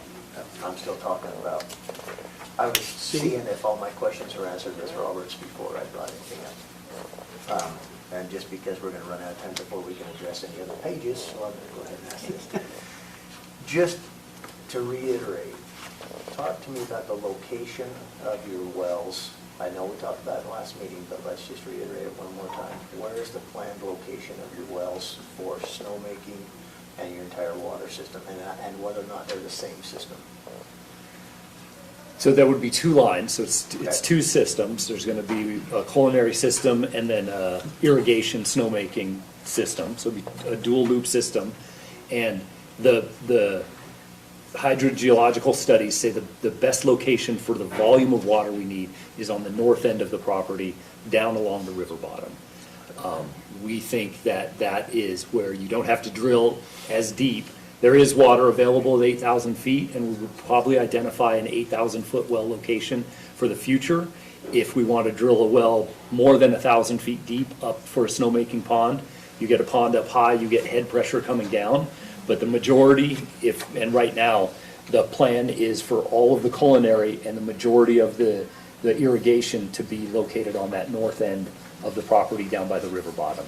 And then we will distribute it across the property. So help me understand, that's in the Mountain Green area down by, Correct, kind of that very north western corner. like by the Yep, exit, correct. 92. Yep. And so there are some adjacent wells there, obviously, a lot of wells there. Right. And we've drilled a test well there, and we'll set up monitoring, and we have set up monitoring on adjacent wells for a 24-hour drawdown test to see what that impact is when we perform that test. And we perform those tests, and the data is being analyzed right now. But on the Saunders well, there was a well on the Warner property that's a USGS well. And one more location that our geologist, I think it's the Highlands well. UDOT, it's on the UDOT property, Yep. on Johnson's, yeah. They did a 24-hour drawdown test of 1,150 gallons, and they ran it for 48 hours so that they have a longer period for that data, and they saw minimal to no impact on the adjacent wells. And all of that data will go into our state engineer application to prove up the location for those wells. But this is all in theory before any of the other development that's already approved in that area, especially on the Johnson property that's already approved for development down there, starts drawing on that well. At what point do we figure, for what's already approved for growth in Mountain Green, how much water we're taking? If we're taking for the majority of the water to go from the Mountain Green area, that's a lot of draw on Yes. the same area. The majority, I think that has to be run through, that has to be determined by analysis by the hydrogeological engineers and the Utah State, because they'll run the analysis on the water, and they look back at that 2011, 2013 USGS and Utah Geological Services report, and that report talks about the health of that aquifer here, and the spillage, which is excess water coming in there that then the mouth of the canyon acts as a natural dam, and the increase in water that flows out there. And everything that we've looked at on those reports says that's a very healthy aquifer with numbers such as 661,000 acre feet going out, coming in, and 600,000 acre feet going out. Let me have that reversed. But the health of the aquifer equates to that spillage that comes over, and all of that is protected by the state engineer process in perfecting both our uses and really water that Weber Basin Water Conservation District has had on their books, with the understanding that it's not just water coming out of the aquifer, it is that exchange application that we talked about, which is a one-for-one exchange. The water on this property has been tied to this property as a liability for Weber Basin Water Conservation District since 2011 at 2,500 acre feet. And when that water is pulled from the ground, they will release that in an exchange from storage up the watershed. We talked a little bit about it with your question 2 weeks ago, but it's also not just directly into the aquifer. We talked about the permeability of the river basin, water permeating back in there, but the entire watershed is that 125 miles of the Weber Basin of the Weber River that Weber Basin has water rights on. 25 miles of that is in Morgan County, but it's the water that comes from above to be released through to make up all the way downstream into the Wasatch Front. And there's my concern is there's a lot of banking on that one particular aquifer for growth that's already approved and now additional growth. And my concern would then be, at what point along this line do we, well, and we're going to run out of time, but this is a question that I think we need to come back to. I need to understand better how that switching is going so that we're not over-promising water out of the very same area that we've already promised water out of. And then, let's just say the water that we go dry at some point, I don't want water, if it's a limited resource, I don't want water that should be used for culinary purposes, used for snowmaking. And I need to understand that part of this process better. so that we're not, If we have a couple minutes, we did bring our water rights attorney. And he did also put a memo in, so.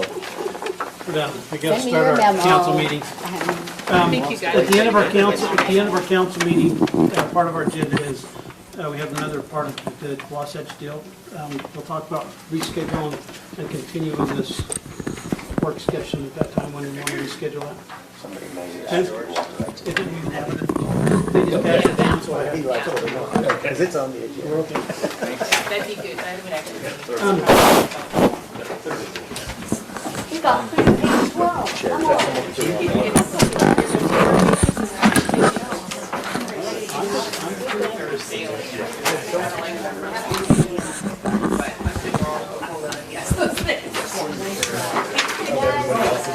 Yeah, or.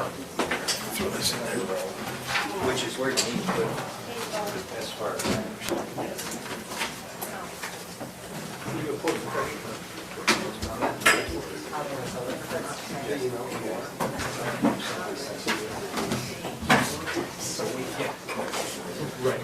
Are you still with us, Mike? Yes, sir, still here. Thank you. Okay.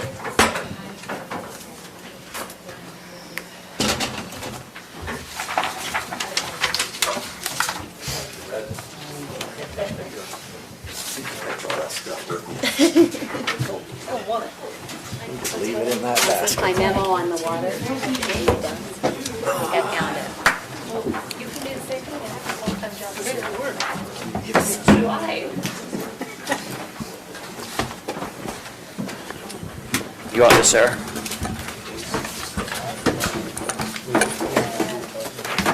it like functional? Why has it been a Bring that with brought it with me?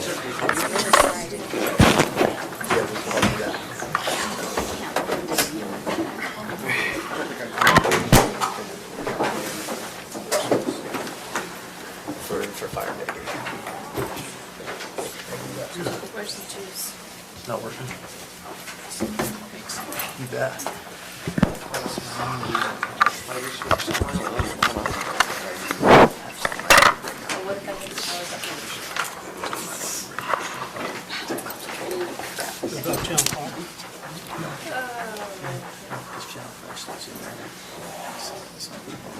I think it's earned its keep since you brought it up. It's been to.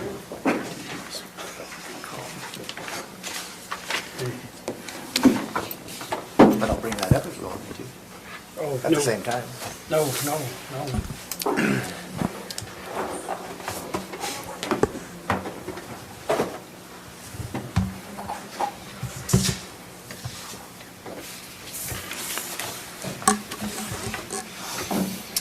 All right, you ready? Ready over here?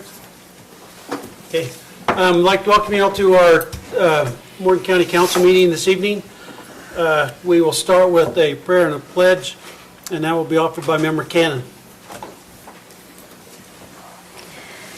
Our Father in heaven, as we come before Thee this evening, we are grateful for this opportunity which we have to meet as a community to discuss the issues that are relevant to us as a community and to make those decisions which would be best for our community and for the interest of our residents here. We're grateful for the opportunity we have to serve and to learn from each other.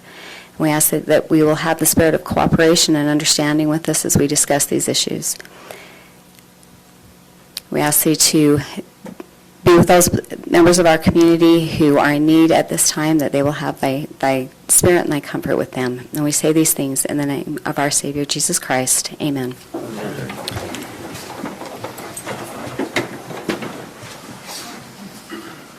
I Pledge allegiance to the flag of the United States of America and to the republic for which it stands, one nation, under God, indivisible, with liberty and justice for all.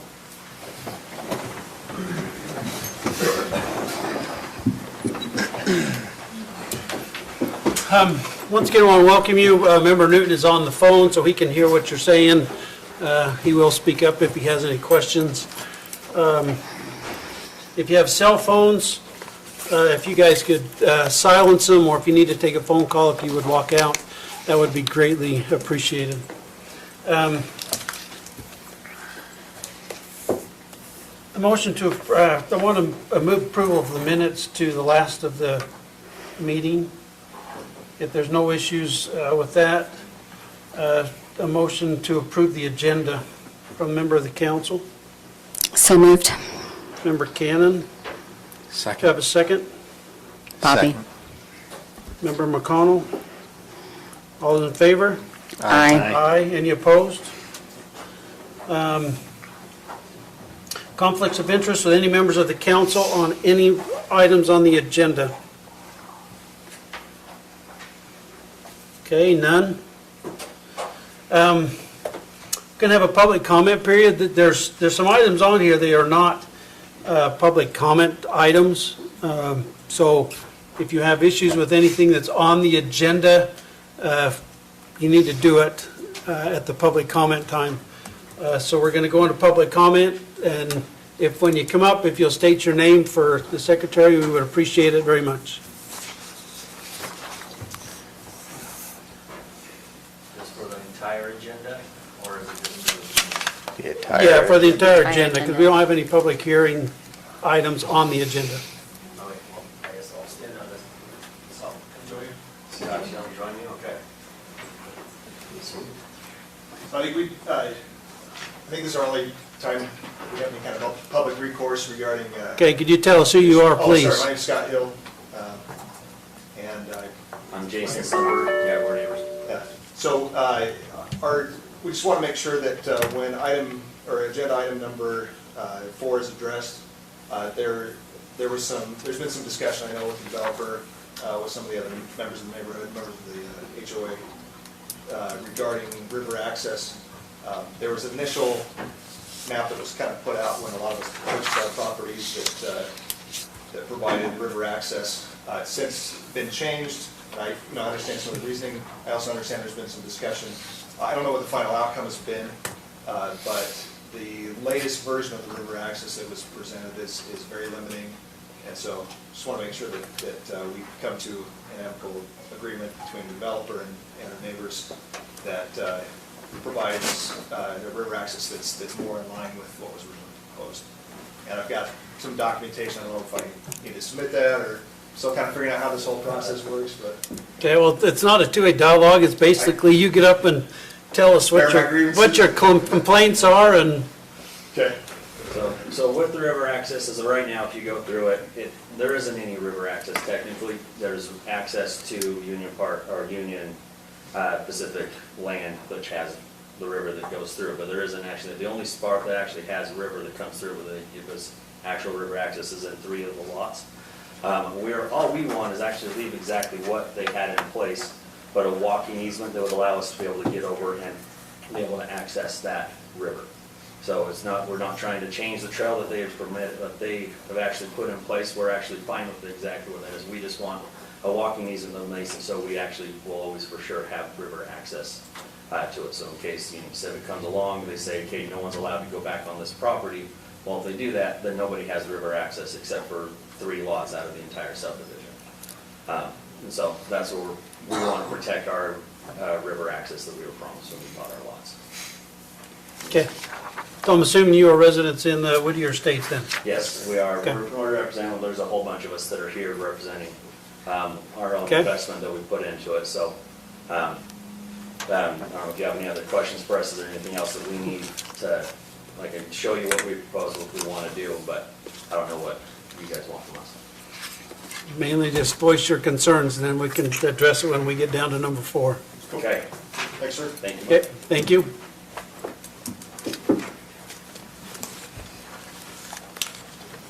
Any other comments? Okay, motion to go to public comment? Roland, I just have a question. So like after they talk about that rezoning thing, nobody can give their opinion on that? Are you talking about number 5? Yes. So, Because how are we going to give our thoughts now until we've heard, now's your time. we want to comment on things that they have to say, so. I don't think they realize we already did that. We have to comment beforehand. I don't know how to answer your question. Roland. But- I don't think she realizes we just did that for the last 2 hours. That's Well, not what we're doing. We had a public hearing 2 weeks ago. This is a continuation of your last meeting. And your Correct. last meeting, I know you took those comments. Correct. Okay, but the thing is, it's advertised as discussion, not a public hearing. Correct, so the only chance today would be right now. for- And so, That wasn't- correct, so today, right now, your only time is during the public comment time. And then once we get going farther in the process, we'll talk about the council, decide if we're going to do another public hearing or not. Right now, it's just part of the discussion and the dialogue between us and the developer right at the moment. I think people, there is no So- decision tonight. I think people are confused that there's a decision tonight. There is no decision. No. We're still just talking. So does that help at all? That answers my question, yes. Okay, Thank you. perfect. Okay, any other public comment?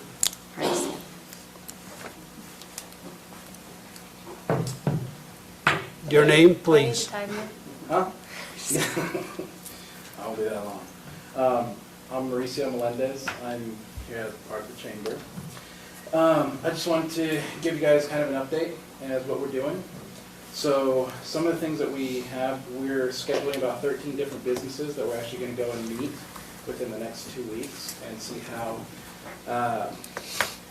we can help them out. One of the things that we also want to do is see what the goals are and how, from the council, and see how we can also help accomplish those goals as we meet with these other businesses.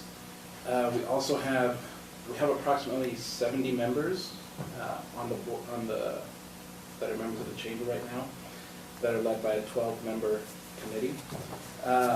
We also have, so none of us receive any, like we all do this because we want to. So we love spending time helping plan like all these events, all these other cool things that happen in Morgan. Some of the other stuff is, so we have our monthly lunch and learn, which will be October 1st at 11:30 at Young Automotive Group. They've been amazing to deal with. They've been supplying all the lunches that are for all the events that we have over there. They actually pay for all of them. So that's cool. The other thing is that we will have Greg Richins, who will be part of the steering committee and talk about the new form of government. We'll also, and the lunch is always free of charge, so we're all good there. The next, also keep in mind that the Morgan Hometown Christmas is on Saturday, December 7th. So we always want to make sure that we have it on the first Saturday of December. And we'll have more information with that coming up. Last year, we were able to raise over $5,500 from the Morgan Christmas Tree Festival. We can't call it the Festival of Trees. But we raised over $5,500, and all of that went to, it helped out over 72 families in need in Morgan County. So all the money that we get from that event goes directly back into the community. It was awesome being one of the people that actually went and helped divvy this out to some of the families, to the school, to help pay for lunch balances and things like that. Let's see, with the visits that we're going to be doing, it also is going to help us gain more information as to what the businesses need in Morgan, and it'll help kind of retain them as well. And also, as members of NUC, I know we have a meeting, so the Northern Utah Chamber Coalition, I know it's a mouthful. We also have a meeting on the 20th that we're going to be discussing the lobbying efforts at the state level, and that also helps for smaller counties get their voice out. That's it. Okay. Thank you. Thank you very much. Appreciate it. Any other comment? Me? Huh? Can I do that during And public just say- comment? So motion to go out of public comment? So moved. Member Valentine? Second. Member McConnell? All those in favor? Aye. Aye. Any opposed? Okay, before we get to item number 1, Member Kilmer said he had something that needed to address the public. I just want to point out, For those who are unaware on the council as well as in the public, we were able to receive a $300,000 wildlands fire mitigation grant, and as part of that, there's a match that the council puts in there. This last week, we met our Public Works Director, myself, and Boyd Kerrigan, our Wildland Fire Marshal, and we identified that the Mormon Flats Road is getting to the point where it's inhibiting our ability to respond to wildfire in a reasonable time because of the condition of the road. We have a couple, 2 or 3 spots where we've had washout, we've got culverts that are not adequate, and things are getting flooded, and we have slough off on the lower side of the road, and we're losing actual capacity, road capacity. And so Fire Marshal Kerrigan identified $20,000 that we're going to be able to put into that road and try and bring that back up to a better passable condition, so that if there is a fire up there, the fire trucks can respond in a reasonable amount of time, and we can get in there and fight that fire without having to drive at 2 or 3 miles an hour across that road. So I just wanted to point that out and let everybody know that we're going to do some work on that road this fall. Okay, thank you. Roland? Yes, ma'am.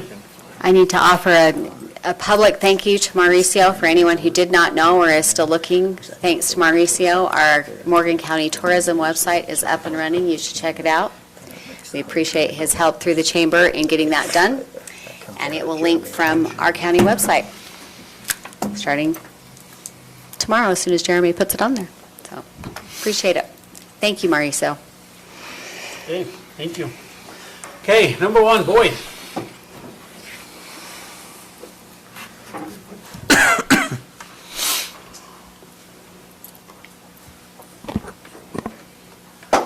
And feel free to add anything if I left it out, Boyd. No, that was great. Okay.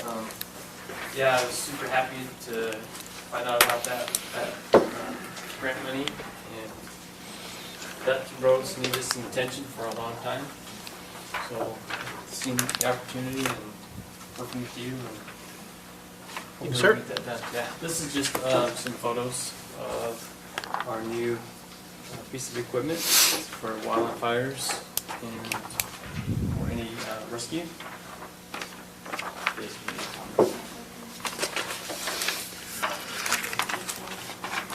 So I'm just here today to formally thank Road 66 and Pioneer Pipeline Company for funding our grant. So we were able to submit for a grant through the pipeline company and fund a skid plate unit. So just wrote down some things. So Morgan County Fire EMS responded or requested funding through the pipeline grant for purchase of a Firelight Transport Deluxe slide-in skid unit for our ATV. So the skid unit includes a 55-gallon poly water tank with a 6.5 horse two-stage high-pressure stationary pump, and the 4000 series hose reel with 100 feet of 3/4 inch boost light hose. Also included in the unit was a hose tray with an interchangeable Stokes basket. A Stokes basket is something that we can carry injured people in, so it can be utilized for both. It also has a Class A foam system and other basic emergency equipment. So the total cost of the proposed unit amounts to $9,270. The Firelight Deluxe skid is mounted on our UTV that was purchased by the Morgan County Fire EMS this year and put into service.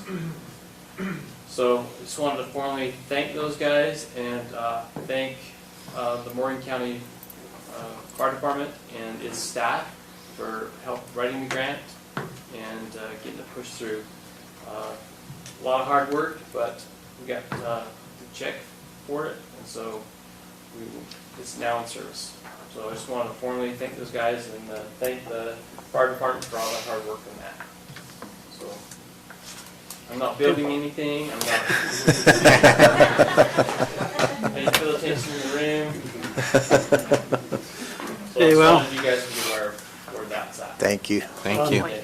on behalf of the council, we want to thank you and the fire department and all your service that you do. Absolutely. It is appreciated. I just want you to know that. Thanks. Thanks for your support.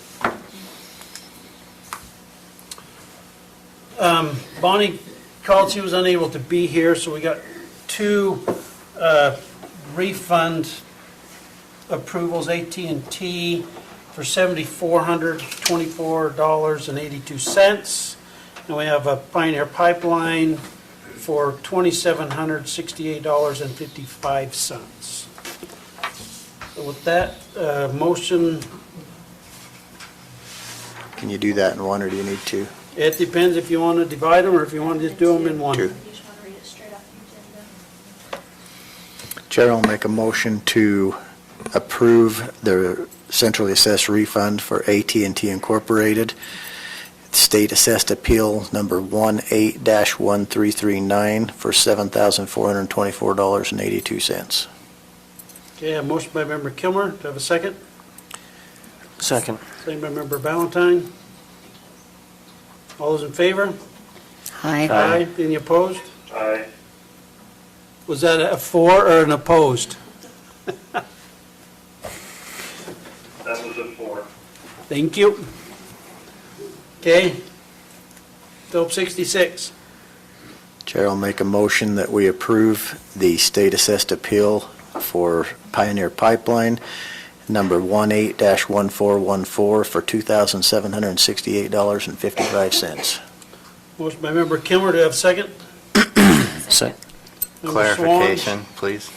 Don't ask me Okay. for one. I think Clarification, you just Member let McConnell. approval of a refund to Pioneer Pipeline, right? Yes. Did I not say that?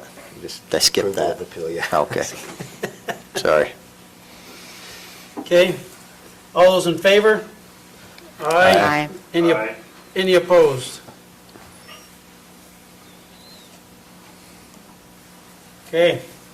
Number 3, Member McConnell. The Airport Authority Board has recommended that Julie Chapman be approved to fill the vacant prior position on the Morgan County Airport Advisory Board, vacant pilot position, I'm sorry. She has met with the board a couple of times. She brings a lot of talent and energy to the Airport Authority Board. The other applicant was Doug Drabano. He has some good ideas for the airport as well, but after their consideration, they voted to bring Julie Chapman on at this time. There is a residency requirement. She is currently building a residence in Morgan County. She's permitted and under construction, but I thought I should just point that out. Is that a concern, Jan? I don't think so. Okay. Motion on the, Chair will make a motion that we accept the board recommendation that Julie Chapman be approved to fill the vacant pilot position on the Morgan County Airport Advisory Board. motion by Member Valentine. Do I have a second? Second. Member Cannon. Questions on the motion? All those in favor? Aye. Any opposed? Thank you. Lance.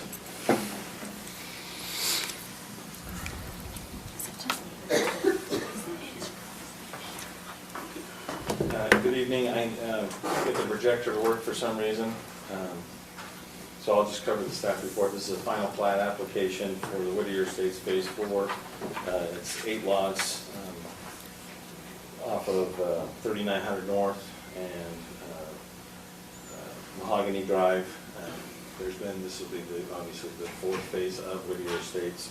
There's a lot of homes under construction with the first 3, and this is 8 lots, ranging in size from 6.1 acres to 8.8 acres. It was preliminarily approved in April and May by the Planning Commission and the County Council at the time. I'm sure you guys will remember it. Let's see.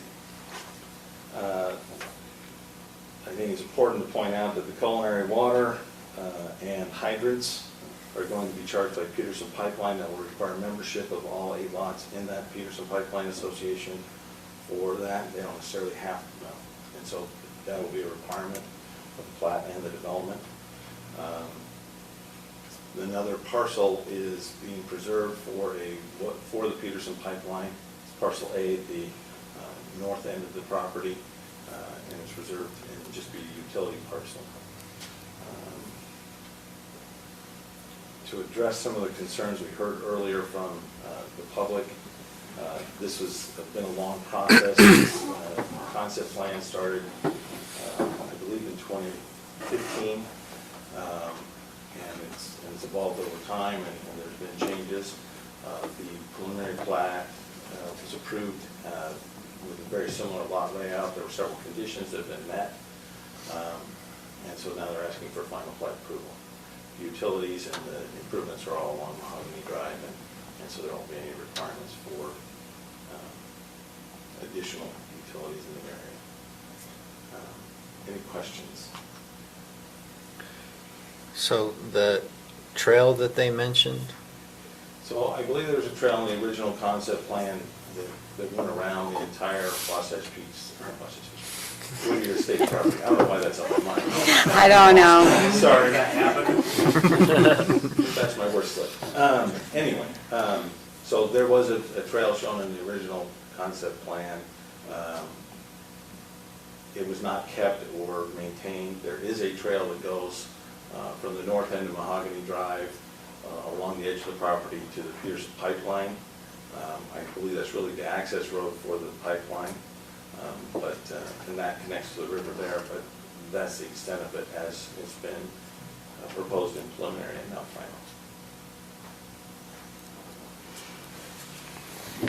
final. Okay, so do you have a copy of the concept by chance? Yeah, we're on the projector. Yeah, and so I have the developers here and applicants here would like to speak if you have to address that. Say that again. The developer is here and he can speak to that a little bit more if you'd like to hear from him. Well, yeah, he has.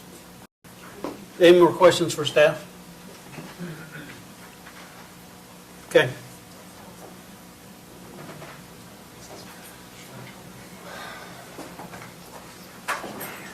How are we? Blair Gardner, one of the co-developers of the Whittier Estates. Speaking in behalf to the walking trail, I don't know where to start. I guess I'll just go real quick. There has been multiple concepts for the walking path. We do and want all of our residents in that development to have access to the river. We've since sold the concept on that.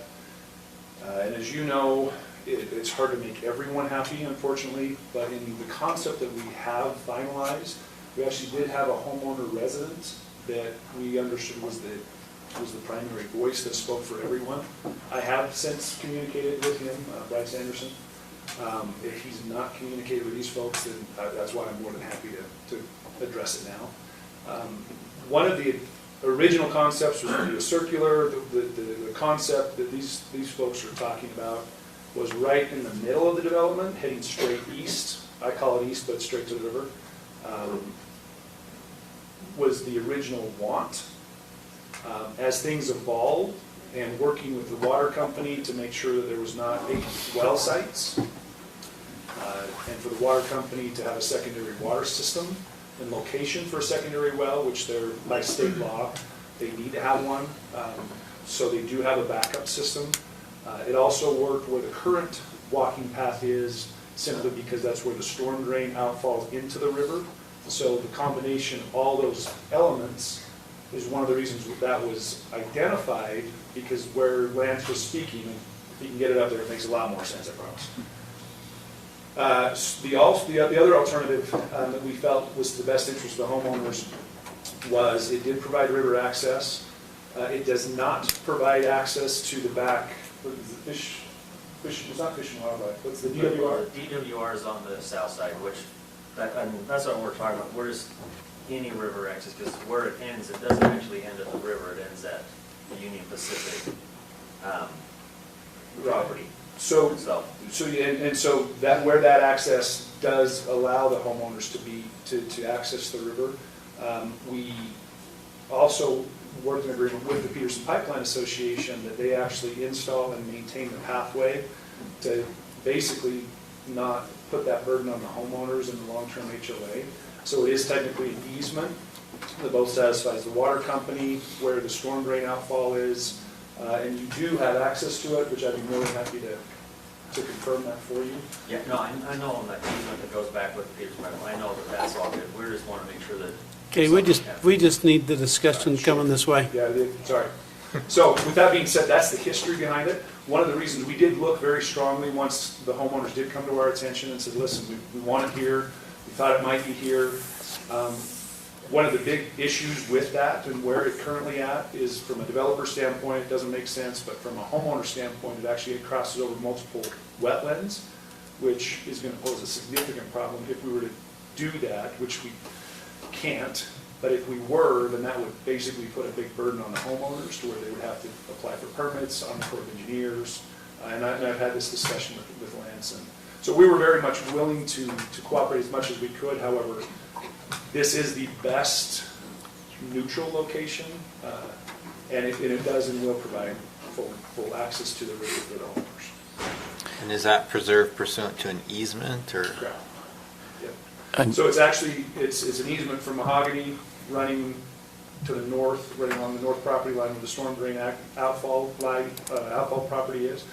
And then the Peterson Pipeline Association, that piece of ground, a little over an acre, that we've committed to them, it'll take onto their property as an additional easement for outfall to the river. And the easement runs to the benefit of the owners or the association? Correct. So it'll be a dual access for the water company to get back to that secondary well site, as well as a confirmed walking path and maintained by the water company. And that's an agreement? Yes. Okay. Is the easement shown on the face of the plat? Correct. It's a recorded easement.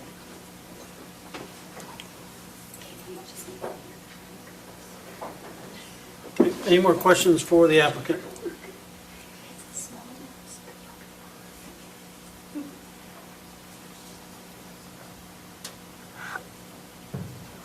Is that a no? Okay, that's no. Silence, yeah. Okay, item number 4. Final plat for Whittier Estate subdivision, phase 4, an A-lot subdivision. Do we have a motion?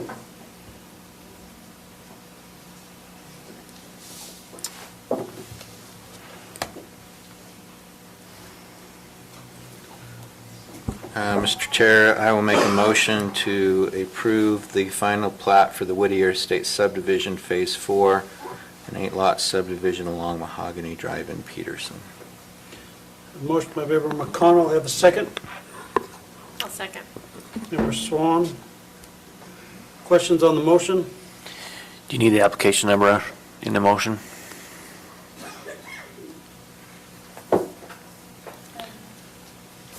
I don't think it makes any difference. We can add it if you want. I don't know if we need it or not. Whittier Estate Phase 4 subdivision final plat application 19.037 located approximately at east of Mahogany Drive at the end of 900 north of Peterson area, based on the findings and with the conditions listed in the staff report dated September 7th.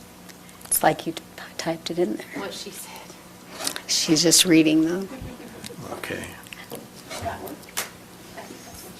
I think that's what he. Not what I said, but I'm No, it's willing not what to. you said. It was a friendly motion. I'm willing to Yeah. amend my motion to so stipulate. I can find it in the staff report, I just. Page 10.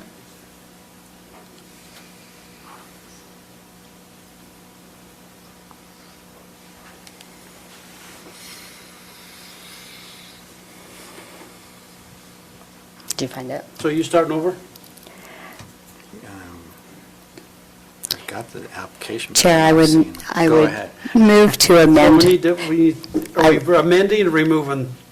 Do you want me, I don't care. I can amend it to his motion to say, I move to approve the Whittier Estates Phase 4 subdivision final plat application number 19.037 located at approximately, 2 outs in there, approximately east of Mahogany Drive at the end of 3900 North in the Peterson area based on the findings and with the conditions listed in the staff report dated September 12, 2019. So for sake of ease, You have let's to make us vote twice. withdraw your motion, Member McConnell, and we'll have this motion be the main motion. Now you need to So second. withdrawn. Okay, so Member McConnell withdraw his motion. And Member I'll Cannon- second Member Cannon's Member motion. Cannon made a motion to approve, second by Member McConnell. Questions on the motion? All those in favor? Aye. Any opposed?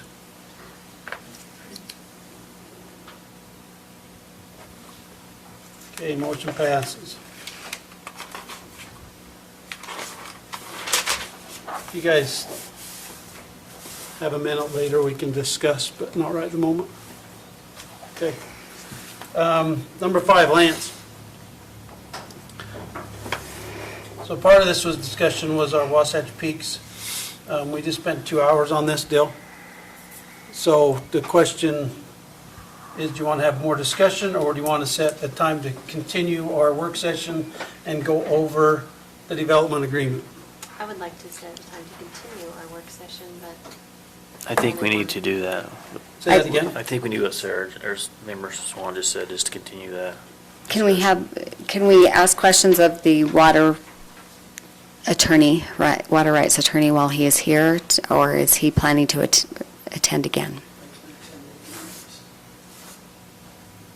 Say that again. Can't, I can, so whatever you'd like to do. do you want It's up to him you. to come back? I'm looking at Ed. Okay. So you're gonna make a motion to set our, make a motion to continue. well, just one second. So the question has been brought before, the question's been proposed to me. We're gonna have a council meeting on the 1st of October, then we have budget hearing on the 7th, 8th, and 9th, and then council meeting. Do we want to keep that schedule, or do we want to cancel one of our council meetings because we got 3 days worth of budget?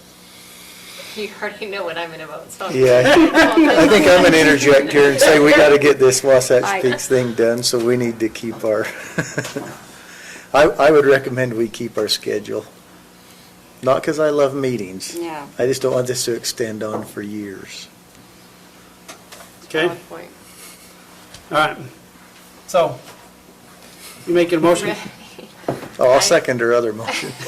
Has she made it yet? Did you ever let her make it? No, I'll make a No. motion to continue the discussion on the Wasatch Peaks application to our next meeting, which is October 1st, during our work session from So- 5:30 to 7:30, I'll second that. starting our meeting at 1 7:30. October, so we're doing 5:30 to 7:30 work session, and then meeting at 7:30.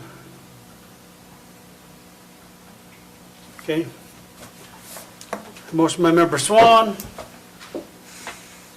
to postpone and continue our Wasatch Peaks Resort District application to the 1st of October, 5:30 to 7:30, meeting at 7:30. Do you have a second? Yeah. Second by Member Kilmer. Questions on the motion? All those in favor? Aye. Any opposed? Okay. Real quick, the minutes that was in our packet. Yeah, did you catch that? Someone else caught that spelling error in there? Say that again, Member Cannon. There's a spelling error in the, I have to go back and find it. There are the minutes for August 20th. Yeah, I just have to find the page, because there's not that many there, but it was on,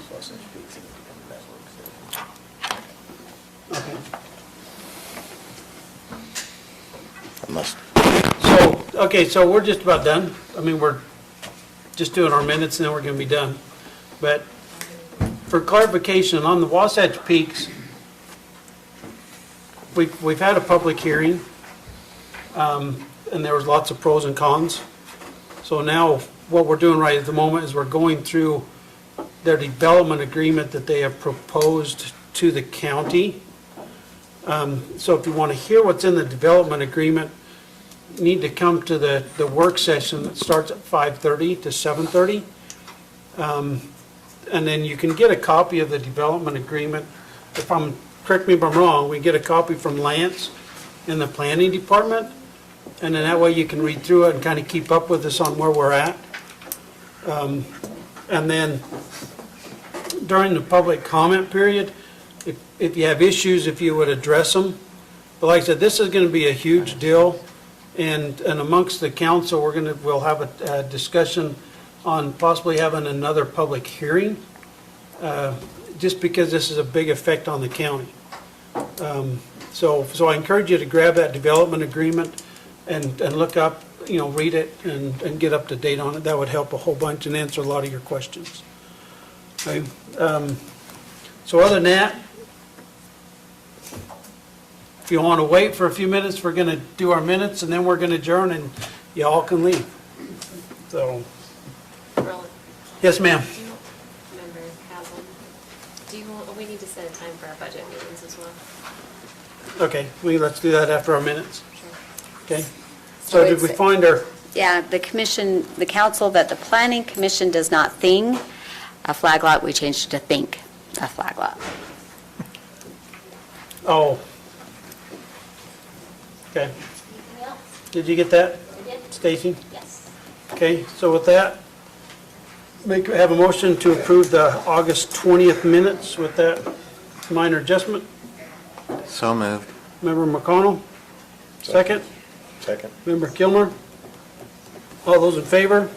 Aye. Aye. Aye. Any opposed? Aye. Member Swan talked about, real quick, on our budget meetings. She wants to have it at 8 o'clock in the morning. I didn't say 8 o'clock. I said earlier in the day might be better, so that we're not 8 here till o'clock. midnight. So what is the typical time frame for each of the days? We've done 3 to midnight before. We've run the gamut since I've been here We've for done 3 to time. 5. It's all over the midnight, place. Everything in between. Yeah, all I know is we better feed me or I'm gonna be really ornery. Well, I'm not, for sure we got fed last time. Just saying now. Yeah. Okay, well, I'm a 5:30 person, so, The only problem is that you have to set meetings with your department heads, and your department heads are here during the day. Yeah, everybody else wants to go home while we sit here and discuss. So that's why we switched And? it to 3 o'clock. Is because that gave us time to bring those guys in, and then we do a lot of discussion after 6 o'clock. hey, I'm We just stay one, that late. okay? So let's have a motion and let's Oh, so continue. you were 5:30 in the evening. I'm 5:30 in the evening. No, not in the Just morning. ignore him and just, I will make a motion that we go, starting at 3 o'clock, and then we determine each day when we want to quit. Okay, I don't want to set a time by motion because of We're the gonna- fact that it goes, All right, so we're sometimes good. you have to do things that you don't want to do. all right, so motion by Member Kilmer to start at 3 PM And that allows us On to have the. all 3 days? On all 3 days. on all 3 days. Well, this isn't an item on the agenda, so you're just gonna tell me what to do when I say. Even better, tell her what to do. No, you don't tell her. We want to We do want 3 to start o'clock. at 3 o'clock. Technical. Or he's going to go 5:30 on us. All right, we're doing 7 o'clock. 7 AM, you got it, I'm here. All right, then we'll It's do the that. 7th, the 8th, and the 9th, correct? Yes. Oh, my stomach hurts just thinking about it. All right, I had asked for getting benefits, people to be here. I don't know, Sarah, if you've heard anything. So it's nice to start the budget by knowing wage and benefits beforehand so that you can build around that. And I'd ask for them, for Penny to make an arrangement for them to be here. But if they've been scheduled or not, so just so you know that that's one of the arrangements that I've asked. will they know at that point in time? Typically, they don't know until later. They should know. There's no reason they can't know right now, so. I mean, I don't know either, so it's not abnormal, but there's no reason that they couldn't know now if they push. If they So it's push. feasible, absolutely. Okay. All right, nothing else, motion to adjourn. So moved. Member Kilmer, who's the second? Cannon. Member Cannon. Member Cannon? All those in favor? Aye. Aye, any opposed? Thank you, Mike. When you coming back? Not till October. Okay. All right, thank you. I've got it. Where is mine? Alaska. I went up there Back on the trail. his wife's sister back. Mike's like Sarah a lot. He goes to Alaska. No doubt. Ridiculous. There's 2 more things for your little. I don't know why I always get this. I'll be gone